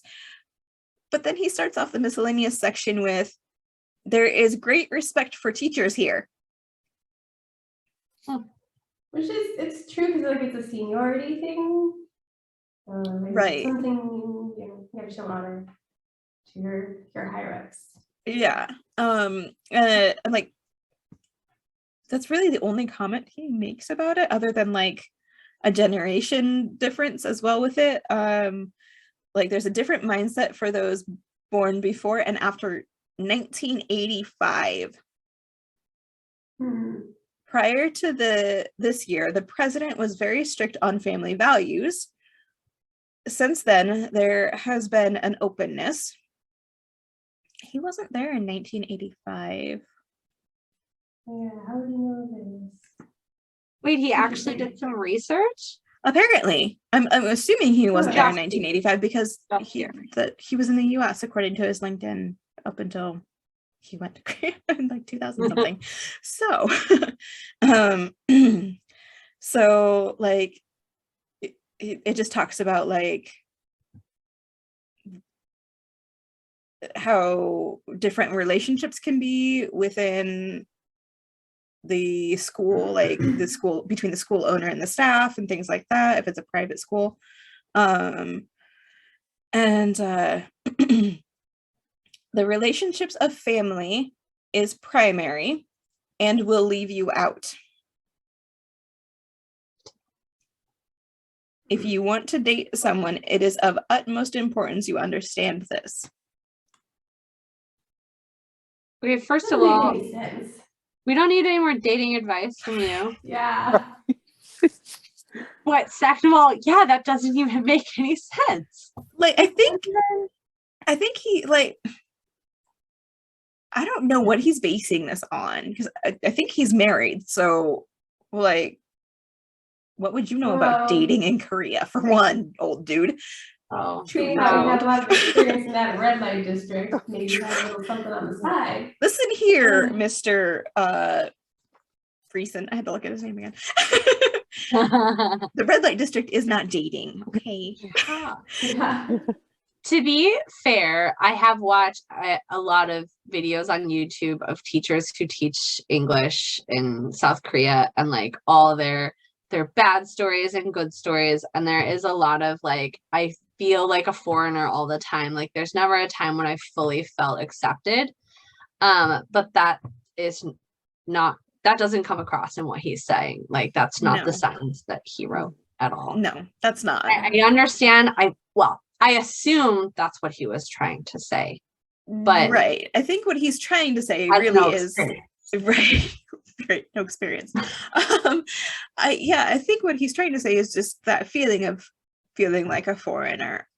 But also that is a very blanket statement, like a lot of his statements. And especially even in 2006, there still would have been more acceptance of foreigners dating Koreans. And fast forward now 16 years from when this book was published, that's even more true. Dang, So- 16 years?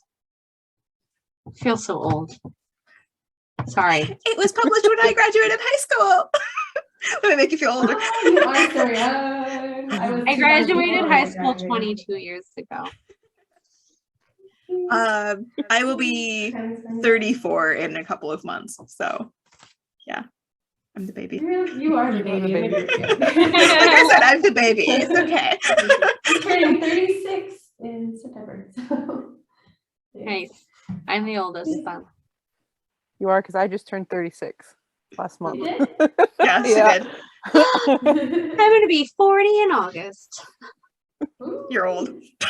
I say that Tell me all the time. my ex-husband is only 4 years older than you. I tell him he's old all the time, and I always have. It's been a I running tell joke my with us. husband he's old all the time too. He's 7 years older than me. So Yeah, He is old. he's 10 years older than me, and I always tell him he's old. It makes my kids laugh too. He'll say something and I'm like, he'll make like a really old reference that like I still get because I grew up with some of the stuff that he watched. But he'll make a reference and I'll just be like, you're old. Kira never gets our references, like ever. She's like, would you guys stop making references I don't get? And I'm like, it's not my problem if you don't get them. You're not gonna stop me from making them. And then I call her dad old and she's like, well, he is. Well, that's just facts, Mom. Like, yeah, I've taught you well, child. Yes, tell your dad he's old. But really, we have a good relationship, even divorced, so it's all good. Nice. Which leads into the next part, which is dating in the miscellaneous category. Dating can be interesting. You feel like you date the whole of Korea at times. Other times you can feel alone. Approval by the group is the most important. Caution must be noted when you are asked to go to the family home. If the person is single, it can be a proposal to marry. Therefore, meet people in a common place unless they are married. So if all of your friends are single and you're single, should you just never go to their house? I feel like his advice is way off on this one. From my understanding of Korean culture, I do know, and I think it's similar to in Spain, but probably even more so, you don't just like go to people's houses. Right. Like You have to be invited. Yeah, and you like gather in public spaces because one, especially this is true in Spain, like the house that you live in isn't made for having a bunch of people there. It's like a small apartment usually.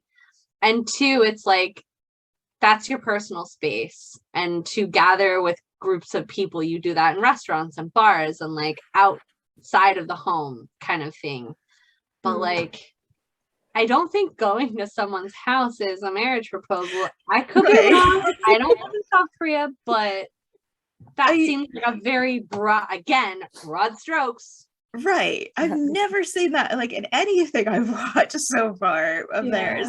And like that just seems like such a weird thing anyway. It does. Like it sounds like something that might have happened in a one-off moment and then the whole family was just like, oh look, he's probably rich, let's get you married off kind of thing. Right. Or maybe like back in like the Joseon period where it was, you know, feudal times and stuff like maybe then. Yeah. But in 2006 and especially not in 2020. No. Like just going over to a friend's house does not mean I am going to marry them. Thank you. It's just bizarre. And like if he was in Seoul, and mostly it's very small apartment, everybody has to cushion in a big city. It would be very understandable that people would not want people over. Right. Yeah. Because there's not a lot of room for a lot of people. Like if you have a big group, big friend group, you can't have them all over at once kind of thing. Having a big yard and a big house in the US, of course everybody comes over. It's kind of just part of culture, but not so much for Korea. Yeah. I think the only thing I have issue with in that paragraph is the whole going over to the person's house if they're single is a proposal to marry. Like that's the only thing I really take issue with. And again, it's another example of like, why? Can you tell us why? You're just right. Tell us this, Don't just tell us, explain it. Exactly. Like what about that makes it a marriage proposal? Like explain the culture to us so that we can understand why we shouldn't be doing the things they're telling us not to do. Right? It's like there would certainly be some signal somewhere down the road before you got to the house if it was going to be that kind of thing. Right. Missing. Yeah.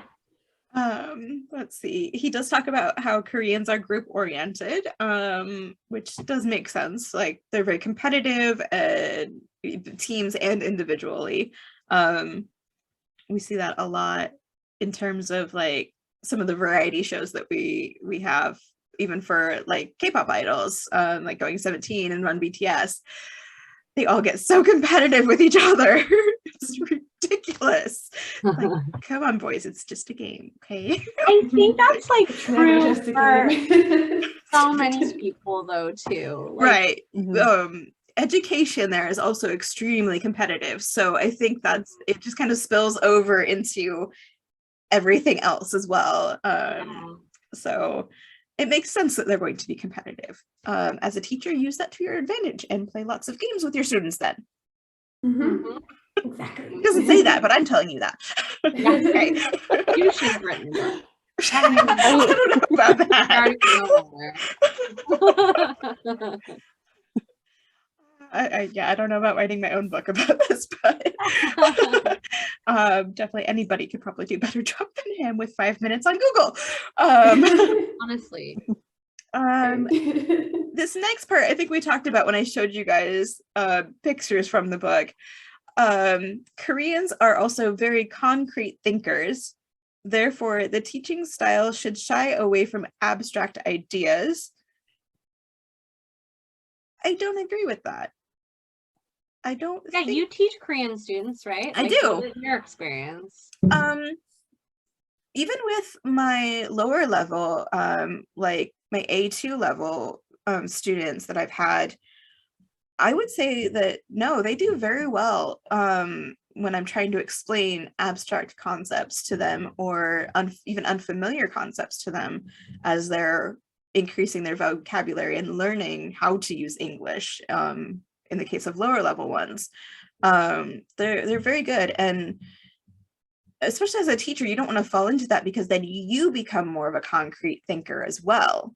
And especially when you're teaching a language, being able to explain something in multiple ways is very important, because otherwise, how are you going to get the information across if they don't understand the first way you explain it? Right.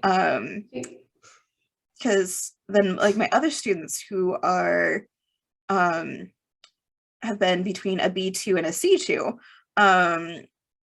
they'll ask other questions that is kind of one of those trying to explain something that is more abstract, becomes more difficult, even though their language ability is higher.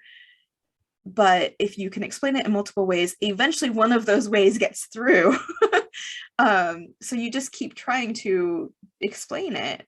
And I've found that all of my students really have been more flexible than he seems to think, in terms of the way they think. So I don't think he's correct from my experience.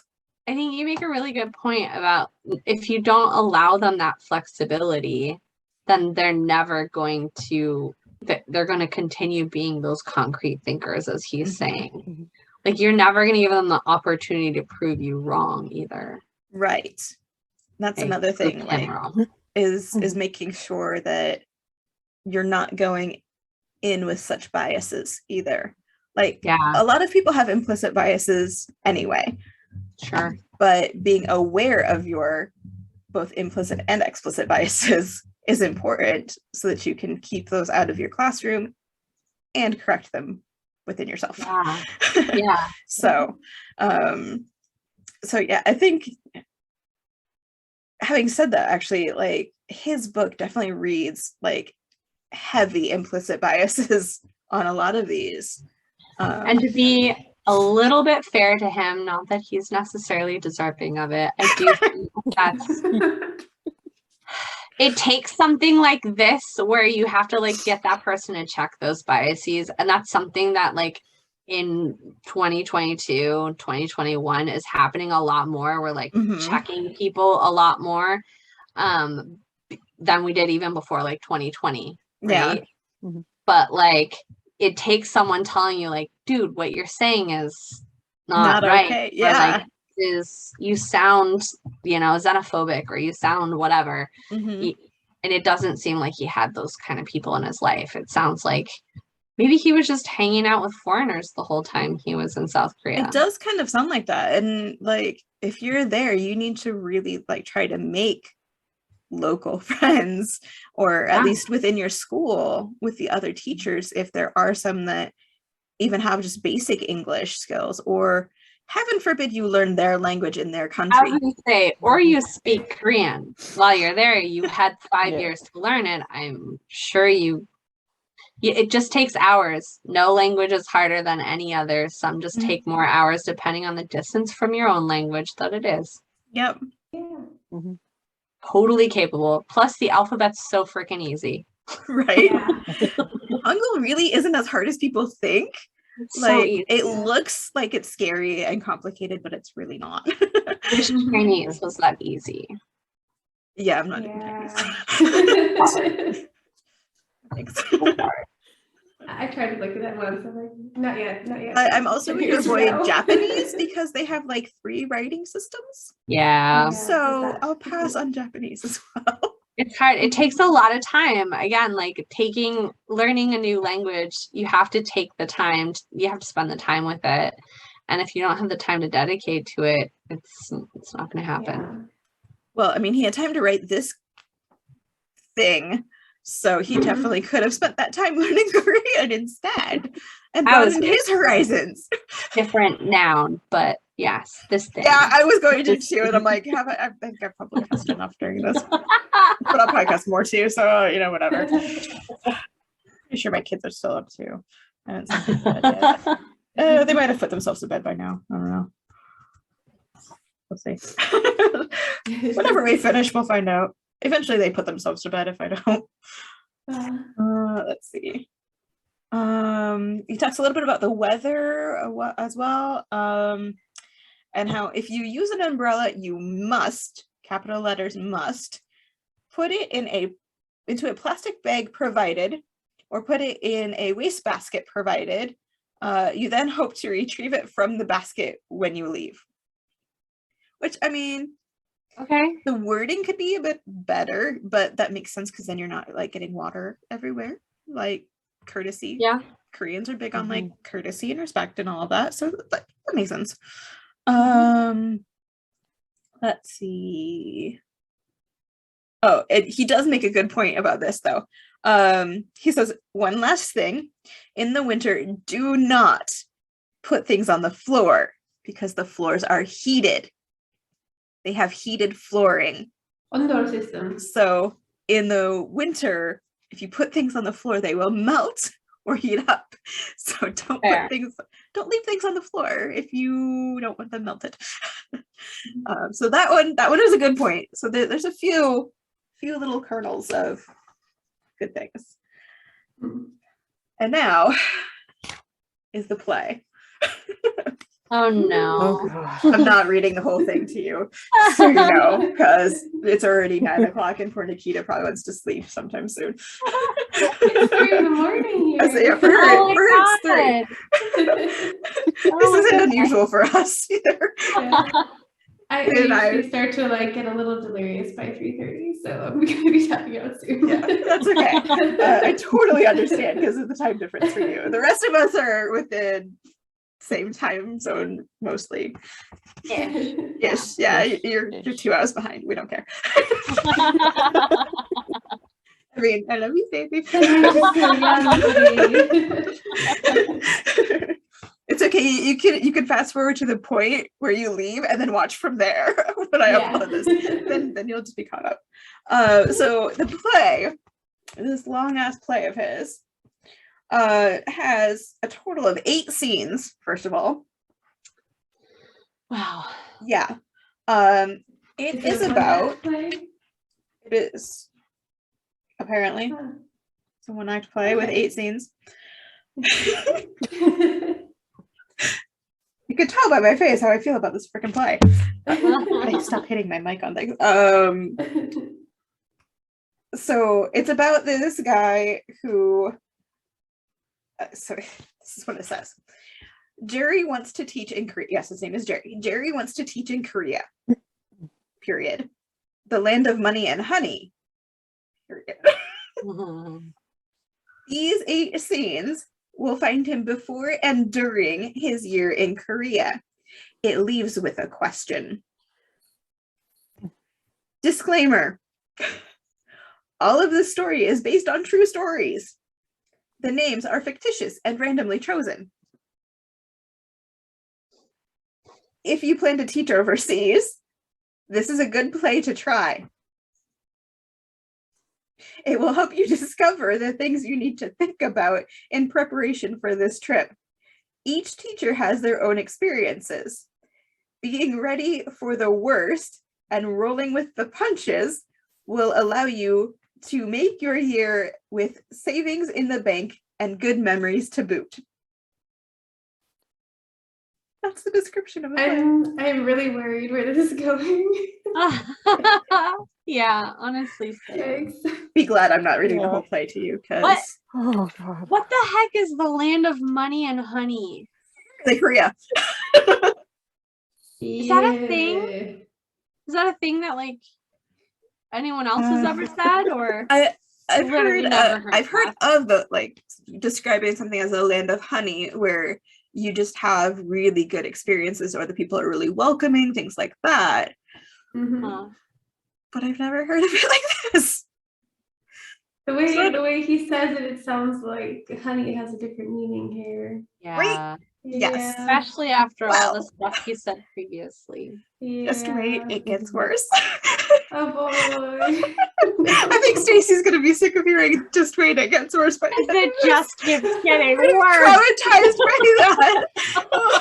We're gonna be This is gonna traumatized by it, and it become gets a worse. meme. So it starts out with Jerry is a college student. He's going to graduate soon. He, quote, has heard that Korea is the place to make money. Is it? I mean, you can make quite a bit of money as an ESL teacher, yes. Really? Most of the postings I've seen, US dollar equivalent is $2,000 to $3,000 a month for like just even entry level.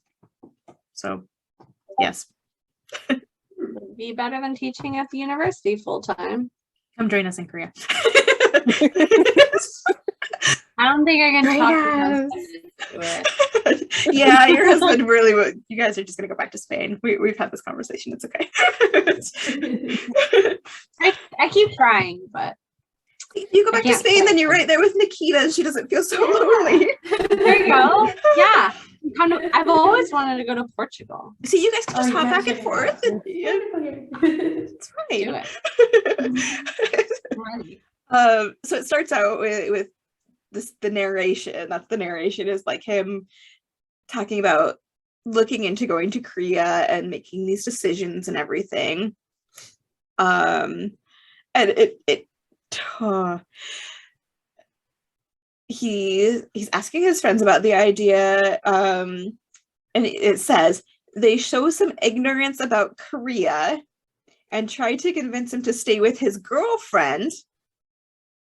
What will he decide? Find out in the second act. That's the first part. Like, we haven't gotten into the play yet. The setting? That's the setting. That's the Okay. setting. Wow. That's the setting. This guy, wow. So This then guy he didn't even talks. bother to see how to write a play. Oh my gosh. So then it gets started where he's meeting up with a female friend of his named Sue, and he wants to talk to her about, this annoys me, quote, jobs after grad, meaning after graduation. But he just keeps shortening throughout the play. It is shortened as grad. I feel like he was probably typing on a keyboard. Could he not type the whole word? Right? Probably couldn't spell it. No, because in the narration right after the setting, he uses graduation properly spelled. It's not like he can't. He's just being lazy. But then he also like he uses plenty of contractions, but then like so much of the play he doesn't use it. So it sounds very like stiff and formal as well. So that was another like losing brain cells while reading moment. So he wants to talk to this female friend of his about going to Korea. So he's trying to talk to her, and He says, I'm thinking of going to Korea to teach English, and her reply is, really? Why would you do that? I have had so many good job offers, I wouldn't consider it. Isn't it on an island somewhere? I could never live on an island. What the heck is up with this guy? What the? Well, so then he has the main character, Jerry, correcting her and saying, no, it's a peninsula. But then she's just, it's a what? And so he says, it's a peninsula, not an island. Wait, she's just graduated from college? They're about to graduate from college, and she doesn't know what a peninsula is, apparently, and thinks he's asking for a pen, and keeps keeps thinking that. And then he actually has to say, no, it's all one word, peninsula. And she goes, oh, I'm sorry. Wow. Uh, What the heck? okay. That's so bad. And then That's so bad. and then I know which country he's thinking of with this next line, and it's not, well, I mean, Korea has it too, but in Netherlands is much more for this. She says, isn't that where they have so many bikes and stuff? It sounds dangerous. Because of bikes? He's thinking of Eugene, one- Oregon? I mean, there's a couple of photos from years ago where you have just bikes in the street. I think that was China or something. Maybe Taiwan. Well, Yeah. the Netherlands, they get around on bikes so much too. So Yeah. why is this a big deal? I mean, Right. obviously, they didn't study any other countries in college or geography. Right? I'm wondering, is this one of those for-profit scam colleges? To get a paid for degree. Yeah. And then one of their friends joins them, and she's like, oh yeah, Jerry here wants to go to Korea to teach, and all of this, and he's asking me for advice, but I don't know much, and I have a job that pays good bucks. Good bucks is good bucks, first of all. That boomer. The boomer, right? The boomer writing this. And the friend that's joined them, Jake, says, well, I have a friend who got kicked out of Korea. He did something illegal or something, lost everything. I wouldn't go there if I was you. The hell? Wow. Your friend sounds like a dumbass then if he's breaking laws. Right? Yeah. Don't go do illegal stuff in South Korea. It's not that hard. Unless you really love smoking weed, then don't go to Korea. Yeah. Maybe Jerry is a known criminal, so he's like, yeah, dude, you're not gonna do well here. Right? They're actually all in a gang together. This is That would be funny. The dumbest gang, but and then Sue says, well, what about your girlfriend? He hasn't even talked to his girlfriend yet. He's talking to his friends first, and he's made all these decisions without talking to her first.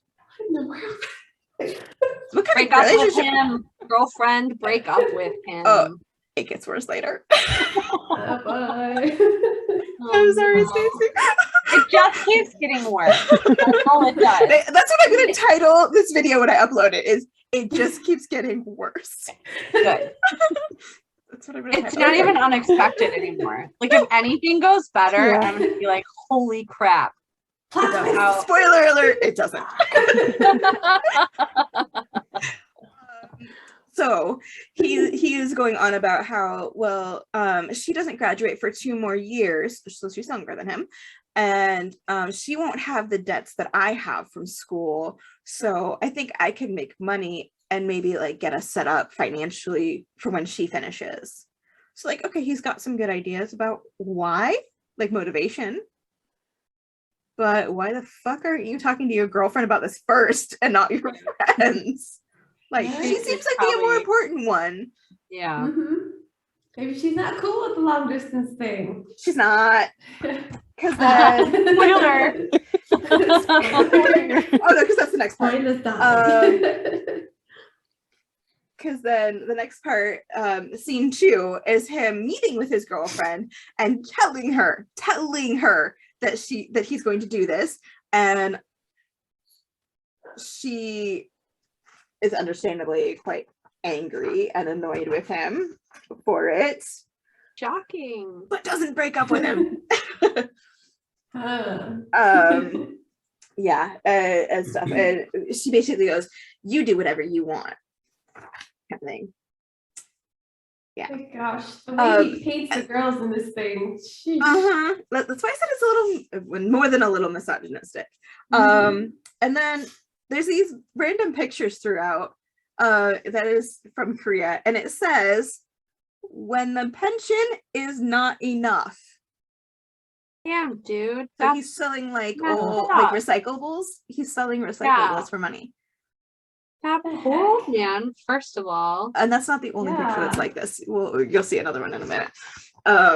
But yeah, those pictures are sprinkled throughout as well as we go through Holy this crap. And play. also, God forbid he gives some background on that. Yeah. Right? Like, I know You the have background, it. that's why I'm telling it. Right. But like, for anybody that sees that, they're just gonna be like, "Oh wow, is that normal?" Like that's everyday normal kind of thing. What does it even have to do with pension? I wouldn't assume you can't sell cardboard in the US. No, that's in Korea. That picture's in Right. Korea. So But how yeah, in would the you US, yeah, understand no. that as a person reading this from Canada or the US, you'd be like, what does that have to do with pension? Yeah. Is that his house? Yeah, without context, it's not gonna matter. Yeah. And then The picture doesn't even have a date on it, so we don't know when that is. yeah, exactly. Wow. And then he meets with a recruiter from a company who says you need to apply for an E2 visa, which is correct. But then he calls it the conversation teacher visa. That's not what it's called.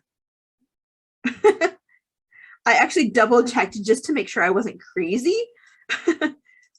But it is called the long-term visa to teach a foreign language is the Makes a title. lot more sense. Yeah. So I don't know where he's getting conversation teacher from. Yeah. And then he brings up the whole hepatitis shot again in this. The recruiter is recommending getting a hepatitis shot. Let's see. And then fast forwards to when he's graduating, and the recruiter has sent him all of the paperwork and everything, and he gets home and his mom is like, "Oh yeah, this career envelope came this morning while you were gone. I signed for it. Now where did I put that? I know I put it someplace special so I wouldn't lose it." Another stupid woman. And then of course it's Jerry that finds it, I mean, it's got to be a man that figures it out. right? Wow, this is so bad. And he says this is based off of true story or is true story? True stories, yes, based off of true stories. And then he complains about like the flight over there. There's a passenger behind him that won't let him recline his seat. He's given what he thinks is the wrong meal, but it's not, and it's too spicy because he picked the Chinese food meal instead of the Western meal. And complains about all that. Gosh, what's the male version of Karen? Oh gosh. Kyle. Kyle. Yeah. Yeah, Kyle. Kyle? Kyle. It sounds like a total Kyle. Mhm. Like, wait. Yes, yes. And then like it goes through like his first time, like his first classes and everything. And just like they keep changing his schedule on him, and he like that's not part of his contract and all of this. And he brings that up to the school, who then like calls the foreign staff advisor, and the staff advisor basically tells him, well, this is a business and you need to understand that you teach when we have students. That's all. The contract was a mistake. Capiche? Who says capiche anymore? Right? Boomers. Even in 2006. It was out of style in 2006. And then like so Jerry asks him, well, what's the value of the contract then?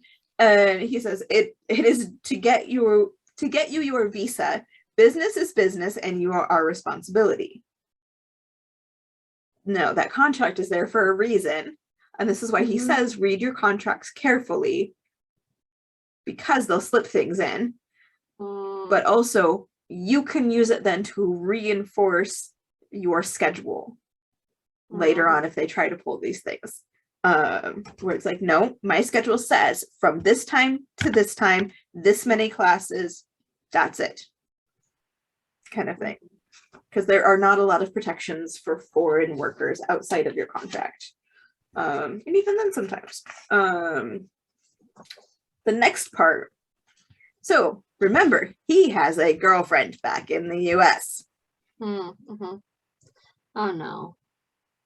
Jerry has a beautiful university student in his class. No. He would like to date her and plans to make his move. Jerry's first date in Korea. Jerry has just finished his class and follows his student to the outside to chat where it is less noisy. Wait, so I he's really the hope this is teacher? autobiography. He's- Autobiography. So he is the teacher. He is her teacher. And he has a girlfriend My back God, in the US it that gets he has so not much broken up worse. with. This is so much God. worse.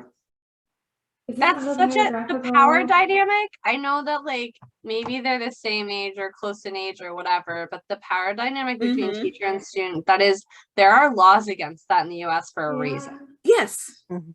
I'm pretty sure there's laws against it in Korea too.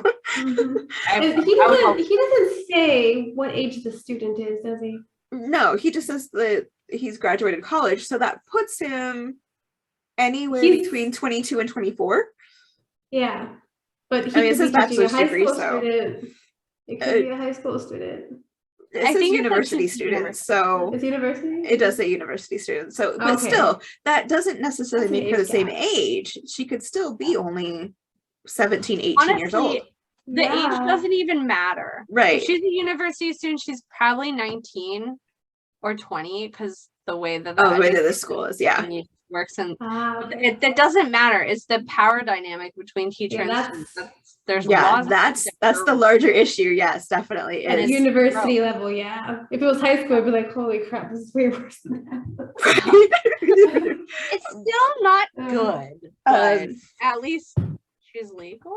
That's gross. No. Oh, It's But- so gross. but- so gross. then she agrees to go on the date with him, but she brings some friends with. So it's not like she's agreeing on the date. She's like, oh, we go to She the agrees to kind go of with thing. him, Yeah, but then- let's go hang out.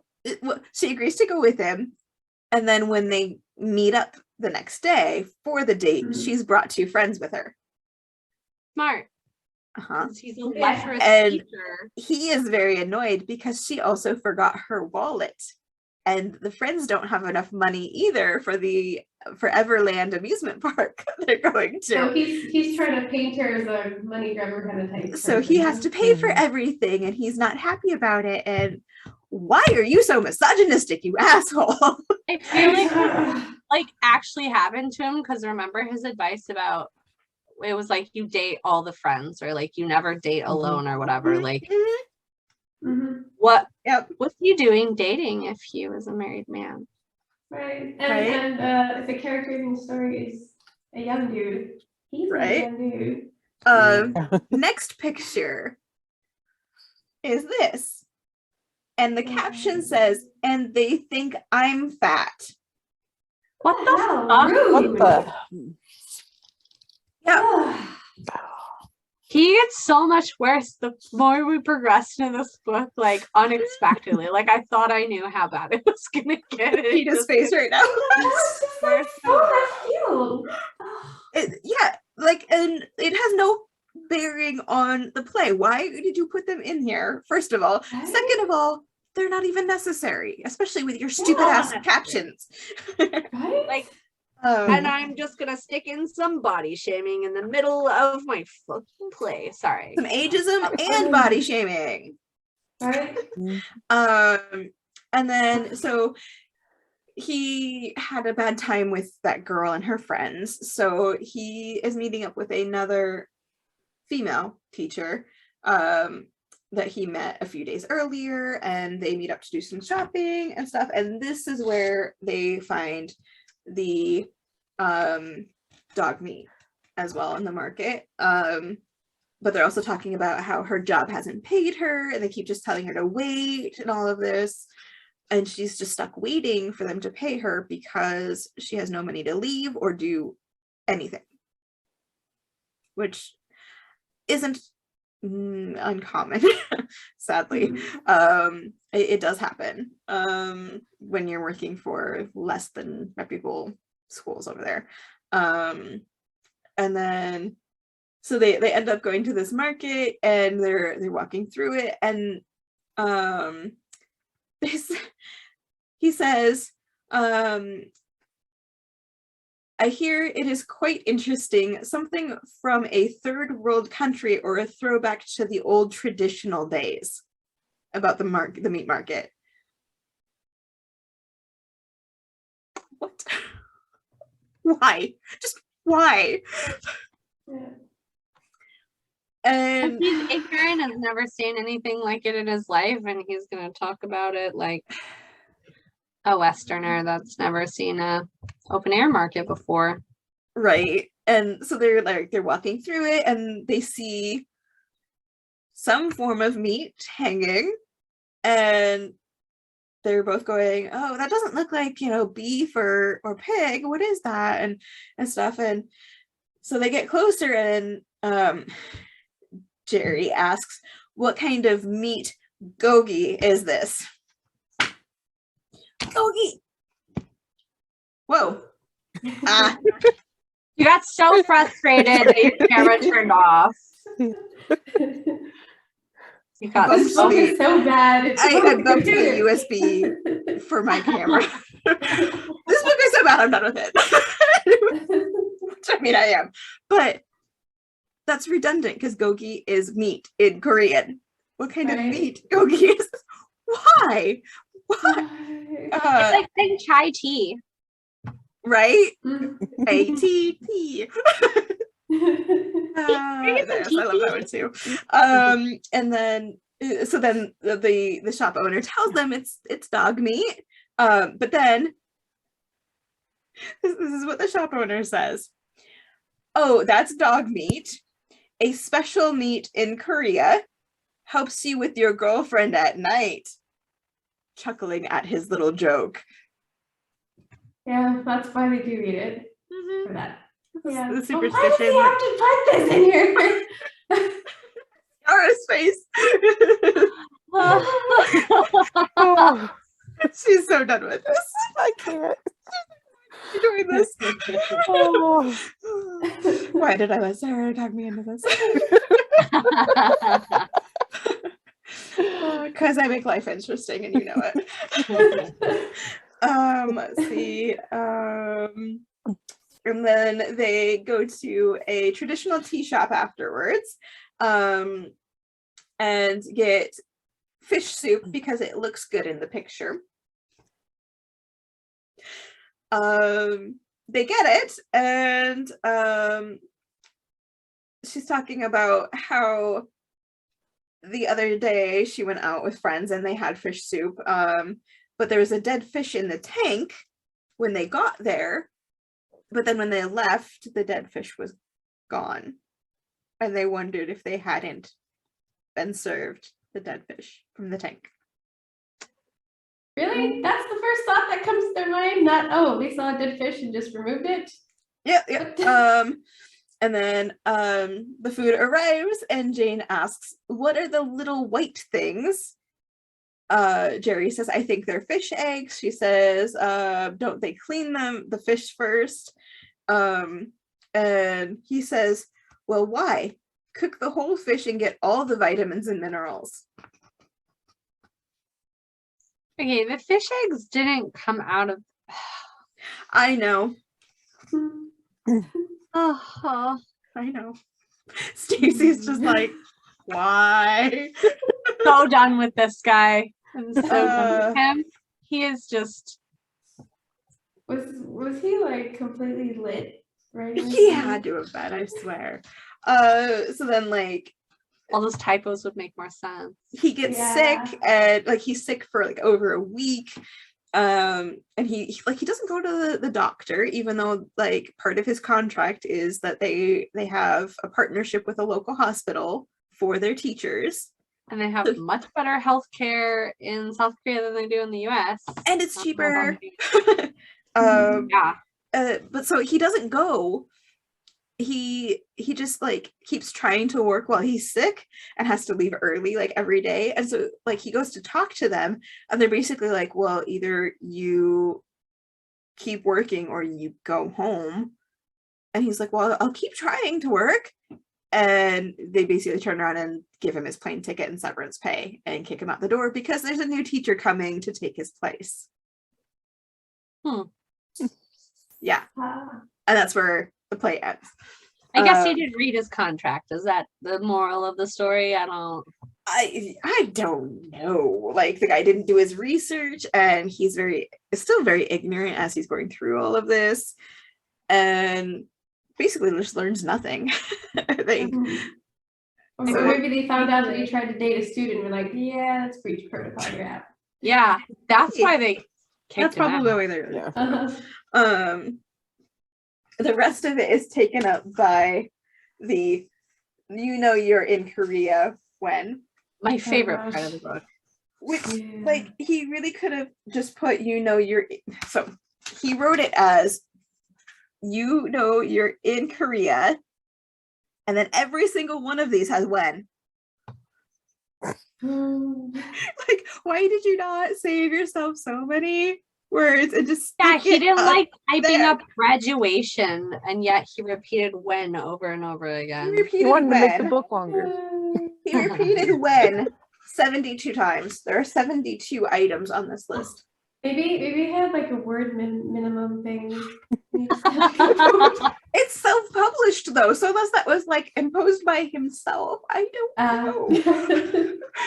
know. Maybe he did. Maybe. This is where I'm gonna sign up because Yeah, you need to go. It's so late. It's already 3:30 for you. Bye. Good night, everyone. Bye.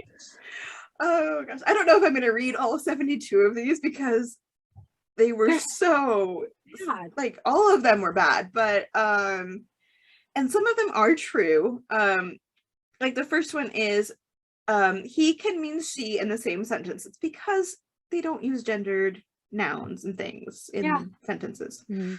That's the problem with a lot of translation services as well, is like it'll get translated as both in the same sentence, even though they're talking about like a male idol.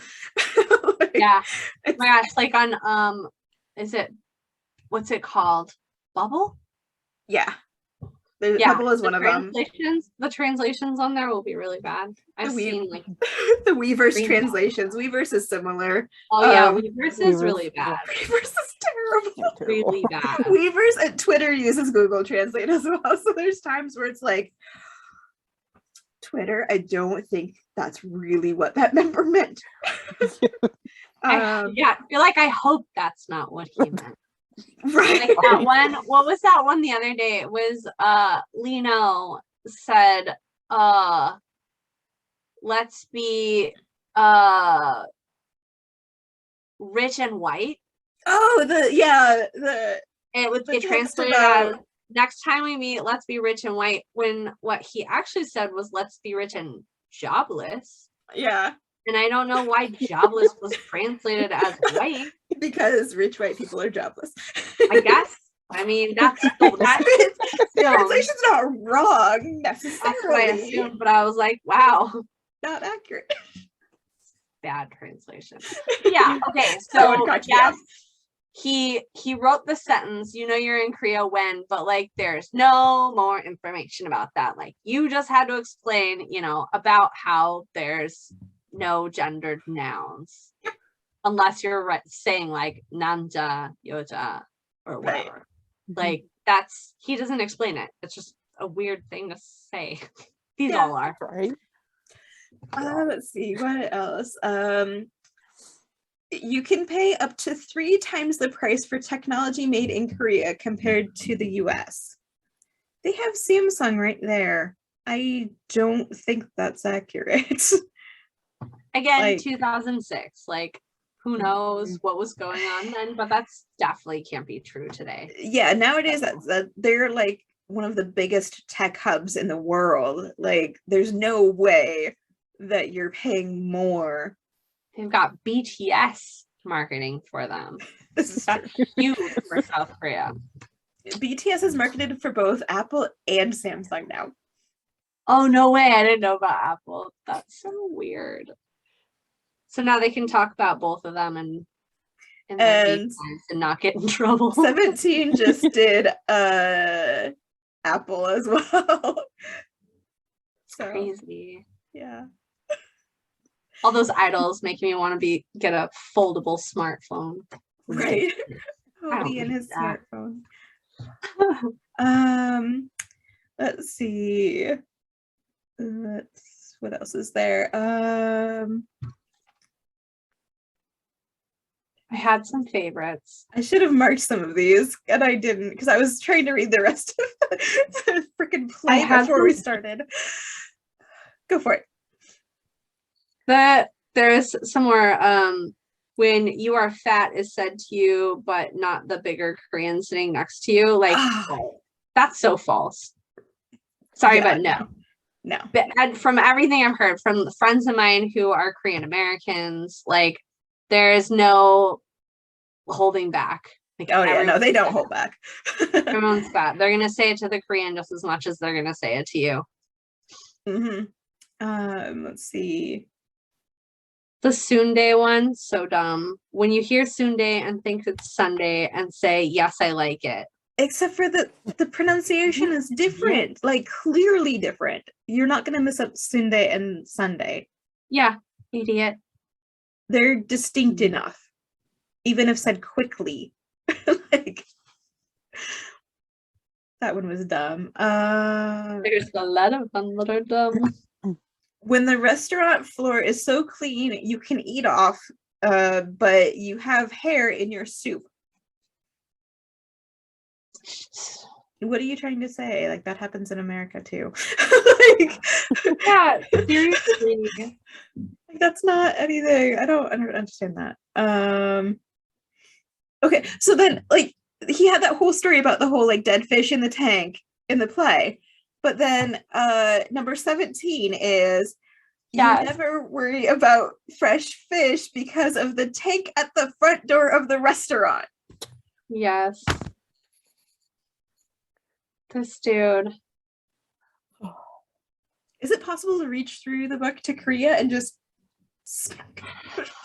because, like, Do you think he doesn't still live? If he's he's still yeah, there. I think he's still there. Do you think he's learned anything? What? Do you think he's learned anything since then? No. If Probably he didn't not. learn, An edit of this book that would be really helpful, maybe, to somebody who if he unknowingly bought it. Like if you he did. if he didn't learn anything in the 5 years before writing this, I don't think he's learned anything since publishing it. Let's see. Oh, he repeats the red light district is truly a red light district. That's number 26. Let's see. It takes 4 policemen to give a parking ticket. I mean, you get multiple US too. They want backup. Right? Yeah, seriously. Let's see. When you carry your own toilet paper to the bathroom because there is not any for public use, that Right. is so Spain. That is so unspecific to South Korea and also not true everywhere. That's public toilets, maybe. I guess we didn't really use a lot of public toilets when we were in Spain. We were mostly At in the least they got hotels public and stuff, toilets so- in France. You usually got to pay for the public toilets. Yeah, you got that little turnstile thing. Yes, I hated that one. I hated So much. When I was in the UK, since that's where Jamie lives, my boyfriend, it kind of blew my mind that you had to pay to use the disabled toilet. Oh, that's messed up. And he is disabled. So if That's he so wanted messed up. that, like, I think it's to deter people from using it who aren't disabled, Right? which is 'Cause like, you don't have to okay, pay. because it's separate from the regular like public toilets. It's like its own private bathroom. Yeah. So it like, I guess it makes sense, but at the same time it was like, so you're charging people who are probably not making money, so they're on a fixed income like Jamie, just to Right. use the toilet in public. Messed up. That's so messed up. Like, at least that's Yeah. one thing the US has going for us on the way we treat disabled people. We don't make you pay for the toilet. We do have a lot more public toilets than most of the places in the world I've been, and they are Yeah. generally cleaner. Or like a lot of the toilets, especially in clubs in Spain, don't have toilet seats. They don't have toilet paper, and there's water all over the floor That's Like, true. all the time. And like, yeah, I don't know. I don't think this is specific to South Korea, but So if you do can- you have to bring your own toilet paper to public toilets in Korea then? I did. I did in Spain. I wonder, feel like, like- I can't seem to find really anything. Like, anytime I looked this up, because I was curious whether it was true or not, Yeah. it's true in China, Yeah. which doesn't surprise me. The bathroom. I don't know why that doesn't surprise me. It just doesn't. I But, wonder what the yeah. toilets are like in South Korea. The bathrooms, the toilets and public restrooms in China are like on the floor. They're like the ones you stand on. And there's like two little like, Oh yeah, this like squatting they toilet. still flush, but yeah. Yeah. Squatting toilets, yeah. Yeah. Takes practice. I kind of wish Rose was in here because she lives there. We could ask her this. I'll have to ask her afterwards Yeah, and like I make a note know. on the video. Yeah. Too bad none of us have like the experience to be like, this is all bullshit. But well, I mean, she did. feel like I should a actually lot of pull up. it. I should pull. Let me pull up Cacao. Yeah, 'cause she did a lot of comments about it. Yeah, let me Yeah. pull up Cacao and see if I can find some of her comments about it here. Since we talked about it there. When there are equal levels of parking underground as levels above ground. Like, so there's lots of parking. Yeah, like, why is that a bad thing? Like, you're in Is a it- massive city of And also, millions of like, people. what's weird about that? I don't know. That's, God, I wish we had that here. There's nowhere to park anywhere. Campus parking is the worst. Let's see. I'm just reading through her comments. She said she gets the feeling she gets from some of his jokes were like a white guy who has lived here a long time and been to maybe not the cleanest parts of town. Yeah. I think that was about the red light district. Red light district. Yeah. And Remember that. then let's see.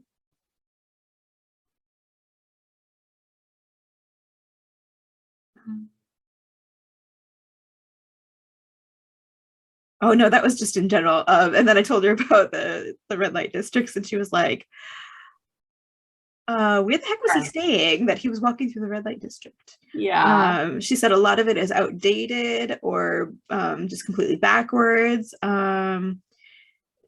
Group minded think is accurate, but having like the idea of being concrete thinkers, she didn't really think was accurate. And one part that I missed with that was with the concrete thinking, he claims that they don't plan ahead very well. And she was like, no, that's completely wrong. They plan better than Westerners, she said. Yeah.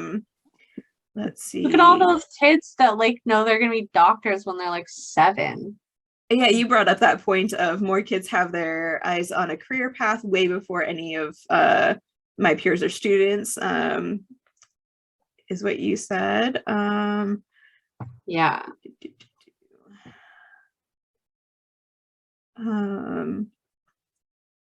Rose says that while there are 2 very prominent red light districts, prostitution is still a big issue there, but it's slowly declining. So like the fact that he's bringing it up is just like, it doesn't make sense kind of thing. Creepy and weird because that's his jam. Let's see. So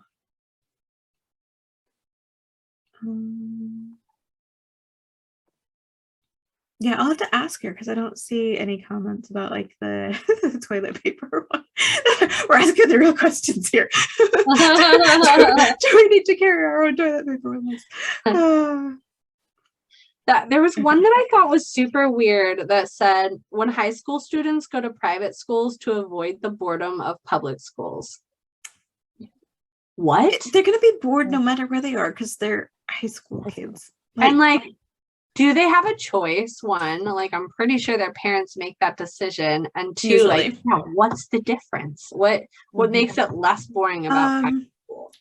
Supposedly the private schools are supposed to be like more rigorous, so they have less time, like less free time. But kids are gonna get bored anyway. They're gonna daydream. They're not gonna pay attention. All that usual shit. Whether it's private school or public school, like that's not like. But, like he doesn't even explain that. Like again, there you are having to explain it for us, right? And I know the difference because we've been looking into schools for Kira when she comes with, and they're all private schools because they're foreign schools. She can't go to a Korean school because she's not fluent. So so they're all international or foreign schools. Yeah. So that's how I know the difference. You know more, yeah. Otherwise, as a person reading this, you would have no friggin' clue what he's trying to say. Right. And then let's see. You can buy a rice crust pizza. I mean, I'm not gonna lie, that sounds kind of delicious. It does but- kind of like Yeah. why does that matter though? Like Yeah. is that really that big of a thing in Korea that you need to include it here? Because in all of the K content I've consumed so far, rice crust pizza has never been brought up. Never seen the rice crust pizza. I wonder if it's like, you know, those. I actually have one here. You know those like what is it? Scorched rice. Oh, Nurundi. Yeah, I wonder if it's like that, where it's like crunchy, like a crunchy I crust. can see where there's, that. like, That would be meat bits on interesting. it. No, no, but Ciara and I can have it because we can't have milk. But Yeah. we'll make it at home. It's okay. Make it We'll ourselves. find our dairy-free cheese over there and we'll make it at home. It's fine. I remember somebody recently talking about tofu and like how you can just make it, and I was like, yeah, dude, people make it all the time. It's like I never knew where it came from. They're like, it's soybeans, but like how does it go from soybean to tofu? And I was like, you cook it? And then I realized I have no idea. Right, I have no idea, and that one I can't explain. Don't know. I just buy it and eat it. Okay. Oh, okay. So number 37. When you are surrounded by kimchi breath while squished in a subway car. He brings that up again. It's like, dude, give it a rest. Take your xenophobia somewhere else. Oh, right before that one is you can start a collection of call girl business cards while shopping. Gross. Gross indeed. Yes. I need to ask Rose about this one too. You pay your speeding tickets only when you sell your car and hope they are less than the sale of the car. No. That doesn't seem- Makes sense. Right. That doesn't seem like that doesn't seem right. No, it doesn't. Let's see. Okay, wait. This one's sorry, I might be skipping ahead, No, but go for number 35. You drive the ladies crazy by patting the soft middle layer of your midriff. Gross, dude. Nobody What, cares that you have a dad bod, and trust me, you are not driving the ladies crazy. The ajumas are really like, Ooh, like I doubt that happened. Sorry. I can't imagine a world. No. No. Like I No. can't either. Like He drives there's me nothing nuts. wrong with liking dad bods, but this guy, no, there's no way that you're driving the ladies crazy. It's just such a weird thing. Why is that in here? Like, it's the weirdest sentence. Why are you telling us that? Right? Like, It it's just- like a weird brag. You yeah, know? and it's like, not even a humble brag. It's like a gross brag. yeah, it's like, why are you sharing that? Yeah. We don't need to know this. Then this has nothing to do with Korean culture or teaching English in Korea. Like, it's so weird. Yeah. So weird. You use a wet string mop to clean the carpet in the lecture hall. Is that a thing? I have no idea. Yeah. Like what? That doesn't make sense either. Like, Is it like that really short, what do you call it? The like really dense carpet that's like thin, oh, I think I know what you're You know, talking like- about. Yeah. institutional carpeting, Right. like the gross stuff you sat on in Or elementary. like, is he saying that it's a mop that's usually used like for wet, but they're using it dry, like as a broom? He says a wet string mop. Yeah, I don't know. Like, I don't know. That's a very weird I'm one. trying to help him out here. I don't know know. why, because he doesn't I know. deserve it. Doesn't Like, no. Here's I the haven't thing, helped him out like, this entire time, so you know. I ain't what gonna are start this? now. What is this like random list of stuff with no explanation? Like, okay, all right, this is you're in Korea when, and then there should be like a footnote for all of them. Right? Literally. Who and why, Let's where see. and when. When thinking is the hardest thing for students to do, that goes back to the conversation on concrete thinkers. No, my students are actually really good about that, so I'm gonna say no on that one. Let's see. Oh, there was another one that I highlighted. Sorry. No, go ahead. I was trying to find ones too. When churches outnumber bars, and I think we talked about this in the group chat as well. Yeah, that one. And I was like, that one comes shortly after when the red light district is truly a red light district. And it's like, where are you, man? What part of Seoul are you in?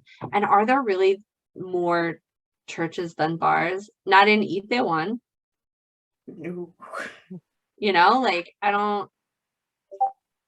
You could say that about the street I live on, right? I could be like, you're in the US when there's more churches than there are bars. Like, there are no bars on the street I live on, and there's like 5 churches called In my entire town, we have 3 churches, I think, and 1 bar.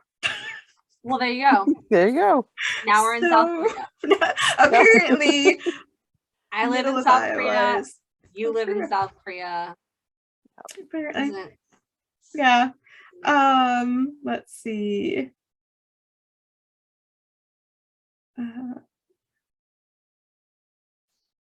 There was another one. Sorry, there's so many that I was like, we got to talk about this. Number 57. When the Okay. husband carries the purse, the wife wears the pants, and the extended family makes the decisions. Ugh, gross. Oh, I don't even know where to Gross. start with that one. It's so gross. My husband hates carrying my purse, by the way, because of toxic masculinity and the way that like the perception of it is. It's like Mhm. either you are effeminate because you're holding a purse, Mm. or you have no power in your relationship that your wife has forced you to carry her purse. Like, God forbid you just do the nice thing of carrying a purse. Right? Like, It's what does it have ridiculous. to do with masculinity, femininity? Gender is a construct anyway. Precisely. But like, even within Korean society, which I know is so much more rigid in terms of gender and gender norms than Western culture, especially in the US. Well, even within that, there are so many instances where I've seen guys carrying purses with international students here and in all K content where they're doing a nice thing.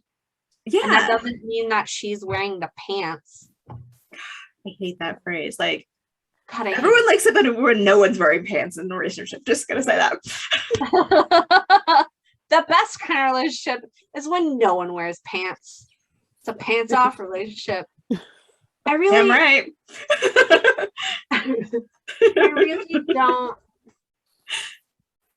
don't like this guy. No, and right before that one, that clear. Right before that one is when the cook tries the soup to make sure it is okay, and then ladles it into your bowl. I mean, what chef isn't taste testing their food to make sure it's seasoned properly before serving it? Yeah, literally, like bartenders do that with drinks too. Like, that's a good chef. That happens around the world. I don't know if he's suggesting that cook is putting his finger in the soup to taste it. Like, I don't know what the that'd be a little different. Like, that's a little more like hygiene issue, but like, so let's see. Oh, when the KGB is not the Russian Secret Service, but a courier company. Okay. Nobody, and even in 2006, is thinking of the Russian KGB. They're like, oh, I got a package from the mafia. From the Russian mafia. Yeah. That's what I always thought the Service. KGB was. I thought it was the mafia. No, it's the Russian Secret Service. Again, educated in the American education system. I guess I'm just like Susan from the play. I feel very like ick about the next one. Reading it again, like I felt when I read it the first time. Oh yeah. I think just looking at the one I was just looking at. When double A is not a battery size, but the average bra size. Yeah. All right, nasty, lecherous old man. It's still a battery size. I don't want to know why he knows that. Yeah, honestly. I don't want that image in my head. Ugh. Right? It's the red light district again. He's obsessed. Clearly. Yeah. Talk about fetishizing Asian women. Mm-hmm. And then like the one right after that, he's crediting another foreign teacher, it looks like, with this. When people are scared of dying in the night if they leave the fan on in the winter. I mean, they have some superstitions still about like catching a cold if you leave the air conditioning on or things like that. Well, my husband fully believes that's a thing. He's 47 and from the West. Yeah, it's not exclusive to Korea. That's how you get the flu. You leave the AC on and you get cold. Science, I think. Right? Let's see.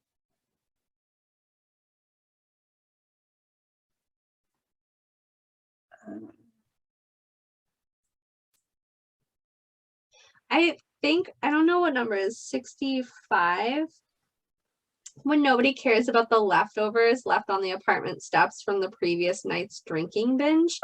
Yeah, it's 66. Yeah. It's I don't think like I think that people, because in Korean society, everyone like kind of, especially in a big city, and this is true for all big cities, people just mind their own business. They don't jump into things. They're like the opposite of Americans. Oh, everyone's got their business on my body and everything else. It's like the opposite. They're like, I don't know, that's not my problem. Well, see, that's the thing. Like,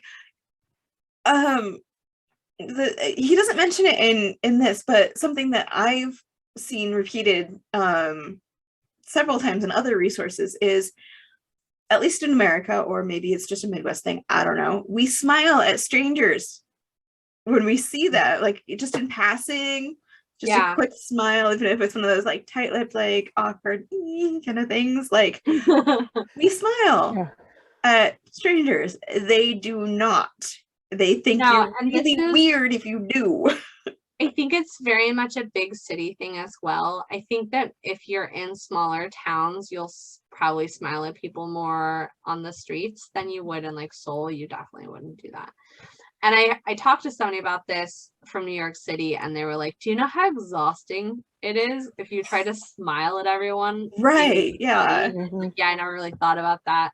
But my friend from reading England, we taught in Barcelona together, and he was like, I smiled at so many people and they didn't smile back. Like, everyone hates me. And I was like, this is a big city. Like, did you really try to smile at every single person on the way here? And he was like, yeah, that's what you do. And I'm like, oh man. And he was really hurt about it because he was like, no one's Oh smiling my back, everyone gosh. hates me. And I was Oh. like, no. Or they looked at him like he was crazy. They're like, what's that fool doing smiling? Right? Like, city, like, can you imagine how many people you have to see in a day, especially if you're like walking around the city and you don't have the energy for that much. Right? It's crazy. Yeah. Let's see. What was the other one I was gonna read? Where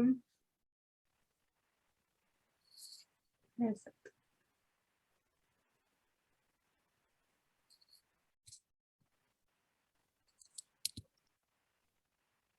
Now I can't find it again. Oh, Go figure.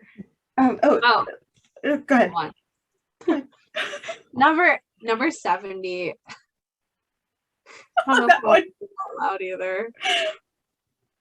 Okay. Well, let's start with number 69. When you teach your elementary boys to yell, I have no balls, as part of the curriculum in counting. Why would you not choose a different object? Like, even if he was forced to teach from a book, that was the sentence, just pick a different Mhm. Yeah. word. Or, don't make them yell it. Like, So weird. He's so weird. And then number 70, when you get spanked on the ass by a stranger in the gym shower. Really? no, strangers are not going to smack your ass. Like, did that really happen? Like, Does that happen? I want to mark that one to No. ask Rose about. Like, I've seen plenty of people in all sorts of sports in the world smack each other's asses. It's a very Right. like bro thing, but you do it to your teammates, like, or people you're familiar with, like even a teammate from the opposite team. If you know each other, you can smack each other's asses. Right. You don't do Yeah. it to strangers, though. I don't know. I, again, don't live within the toxic masculinity culture, so I don't know exactly what the rules are within the culture. But from the frat boys I know, those are the rules. If you know him, you can smack his ass. Right. Right. That's true.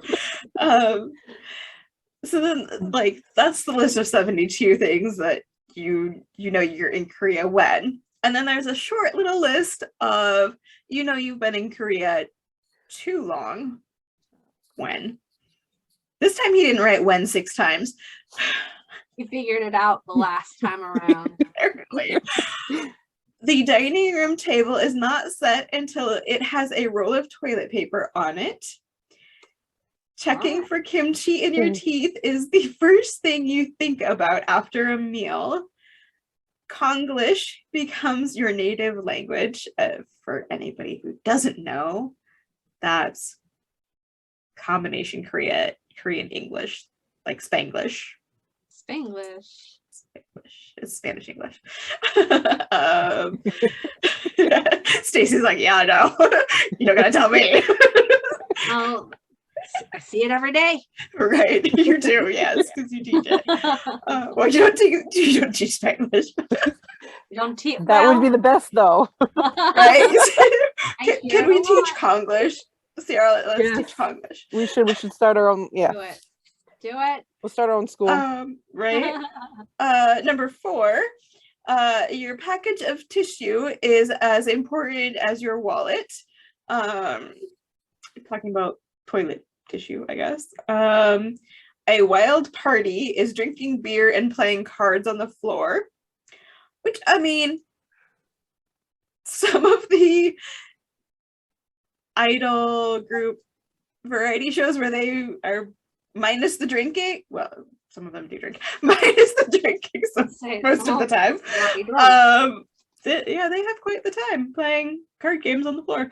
But like also there's bars and like Karaoke rooms. clubs Yeah. and norebangs. Yeah, like Norebang. yeah, whatever. Like, dude, this isn't the only way they have fun. Shut up.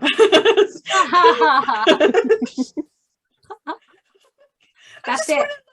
Call him. I wish his number was actually fully written in here so that people could It call him and be almost like, was. So close. right? And then finally, you park anywhere your car fits, legal or not. And there's no comma there where there should be. I don't know. I feel like that might be right. I don't know. I mean, England is that way. Just a lot of big cities are. England is that way everywhere. Like, even if you're Chicago's kind of facing like the that, wrong yeah. direction when you Yeah. pull in that spot, if it's I free, you saw a take car it. parked the wrong direction on a one-way street today. Like they had pulled This out is why and like I look driven both forward to ways. park there, and I was like, Streets. "Are you kidding me?" That, I also saw a car Yep. almost start driving down the bike. There's like a separate bike road, and then path there's thing, like yeah. it's like separated by cement and all these like Oh yeah, things. yeah. Oh, the little barrier. Yeah. And it was a one-way street, and I saw someone coming out, and they were like turning opposite of the direction I was going, and I was like, no. Like, you can't drive on that, you're gonna kill someone. So scary. But yeah, people park wherever when you're in a big city. I think that's a big city thing. Mhm. In Barcelona, you would park touching the other cars. Yeah, I love noticed that that in Spain a a little bit. lot. My husband called it the Barcelona kiss. You just a little tap there and a little tap behind you and a little tap Yep. until you're just wedged in. It's crazy. Like, Spain is crazy, man. I loved being there and I want to go back someday, but Spain is crazy. It's an awesome place to live. Let's see. That's pretty much the end of it. He ends it with never leave home without the foreign teacher's emergency kit, which includes 4 basic items you should never be far from. A package of Kleenex, not like Kleenex tissues, not like Kleenex that I've been blowing my nose with. It is literally clean dash X. I Is that like a copyright thing? maybe, I don't know. Why doesn't he just say tissue? Because then I don't know if I can Yeah. get it close enough. Because I don't want to pronounce it. It's come on, focus on it. Oh gosh. Focus. Fine, don't, whatever. I think he's trying to Romanize whatever the Korean is for the brand or Oh. something, is I what's in see. parentheses. But his Romanization, yeah, we're 2.5 hours into this. My brain is Yeah, I know. done. Make it easier. It's hard. But I think his Romanization throughout the entire book, what little there is of it, is horrible. Like, I mean, Romanization in general is terrible because there's no standardization of it. Right. So you see, like, and there's an older form and a newer form too yeah, that gets people like mixed up as well. So yeah. but yeah, it's, I just don't like it.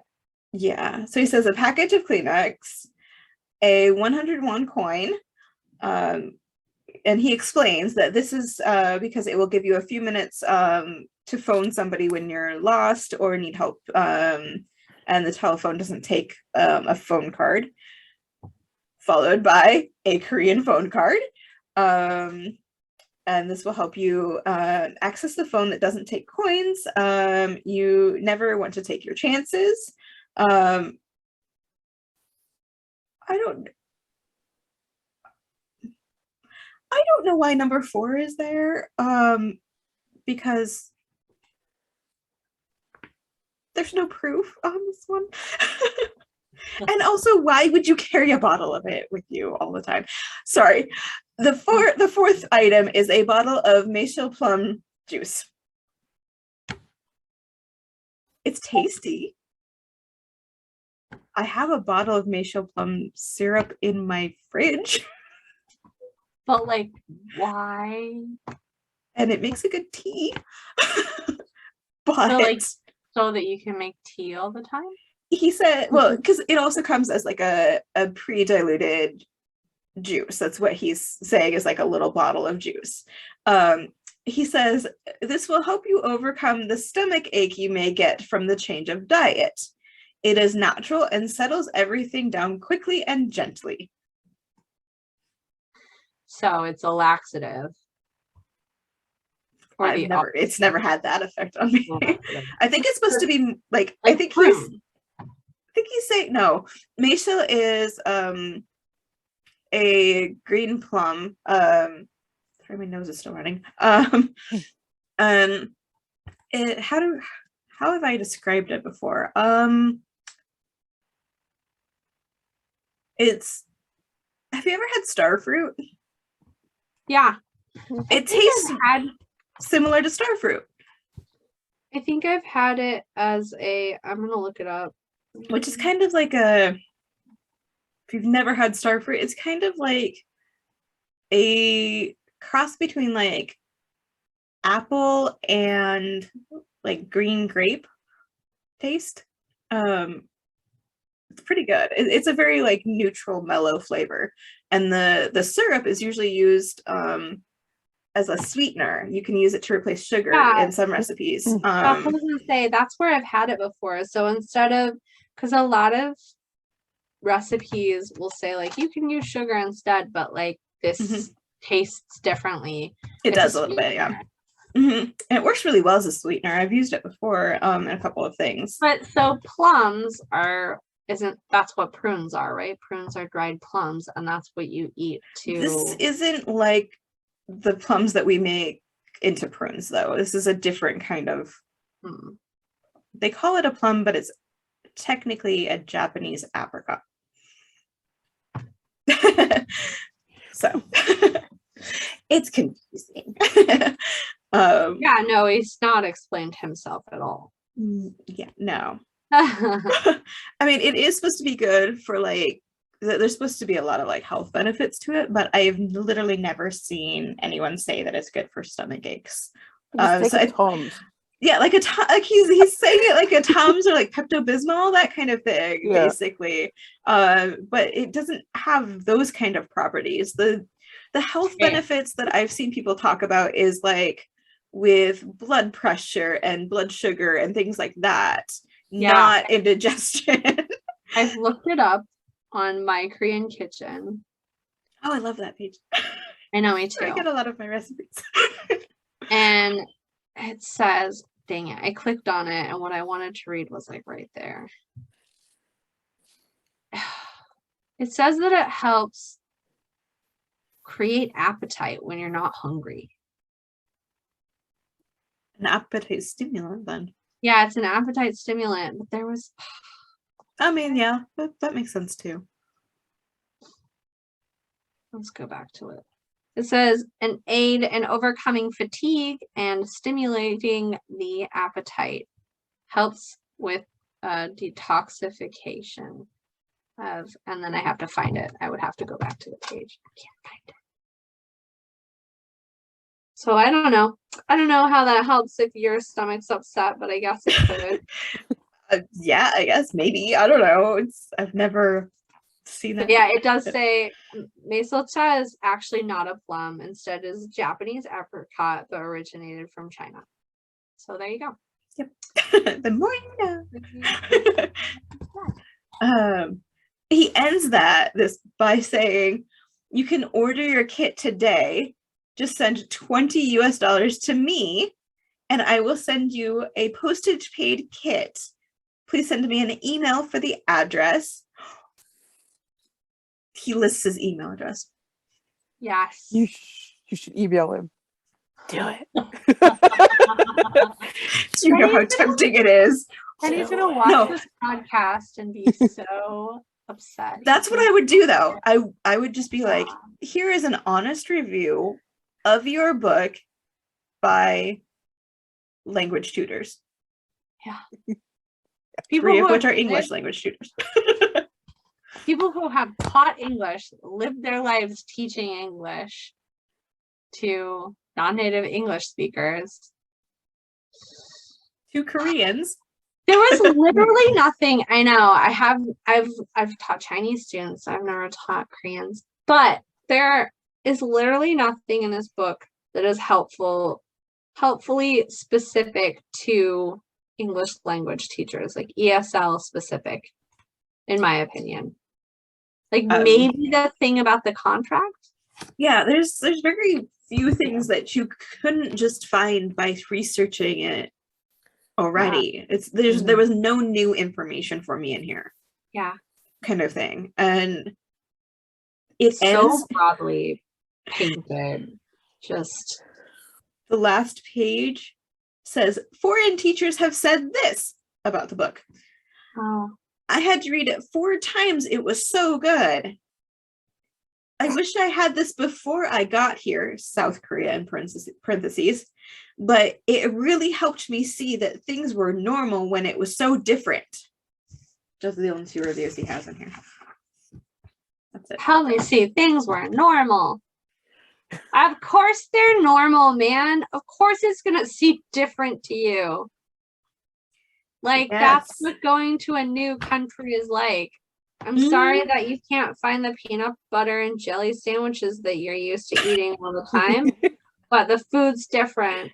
Like, I'm sorry that they speak a different language than you do, but it's a different country. Like, that's just, oh man. Yeah. So frustrating. That whole book, like I said, just not worth the $10 that I spent on it, or the 20 minutes it took me to read it. The time you spent reading it. I mean, it's been an entertaining couple of hours, 3 hours. Yeah. Right, almost 3 hours. Grilling and just ripping it apart because it deserves to be, because it's not right. It's like those books. It's like the things that we used to teach Spanish, where it's like in Spain they eat paella, and it's like, well, yeah. Yeah. I learned it in high school, of course. So yes, those books are so. Oh yeah. Well, also. Right. Like there's a right way and a wrong way to do this, and it's like, well, there's many different ways to do a thing. Like there's not a right and wrong, especially when it comes to speaking, but that's for a different podcast. Right. Yes, we could do another podcast on teaching. We could probably do a series, honestly, on language teaching. The number of times I've had my Chicano students say, like, somebody told me that it's not mi hijo, it's mi hijo. And I was like, I mean, both of those are completely 1,000% right. Whoever told you that's an asshole. Yeah.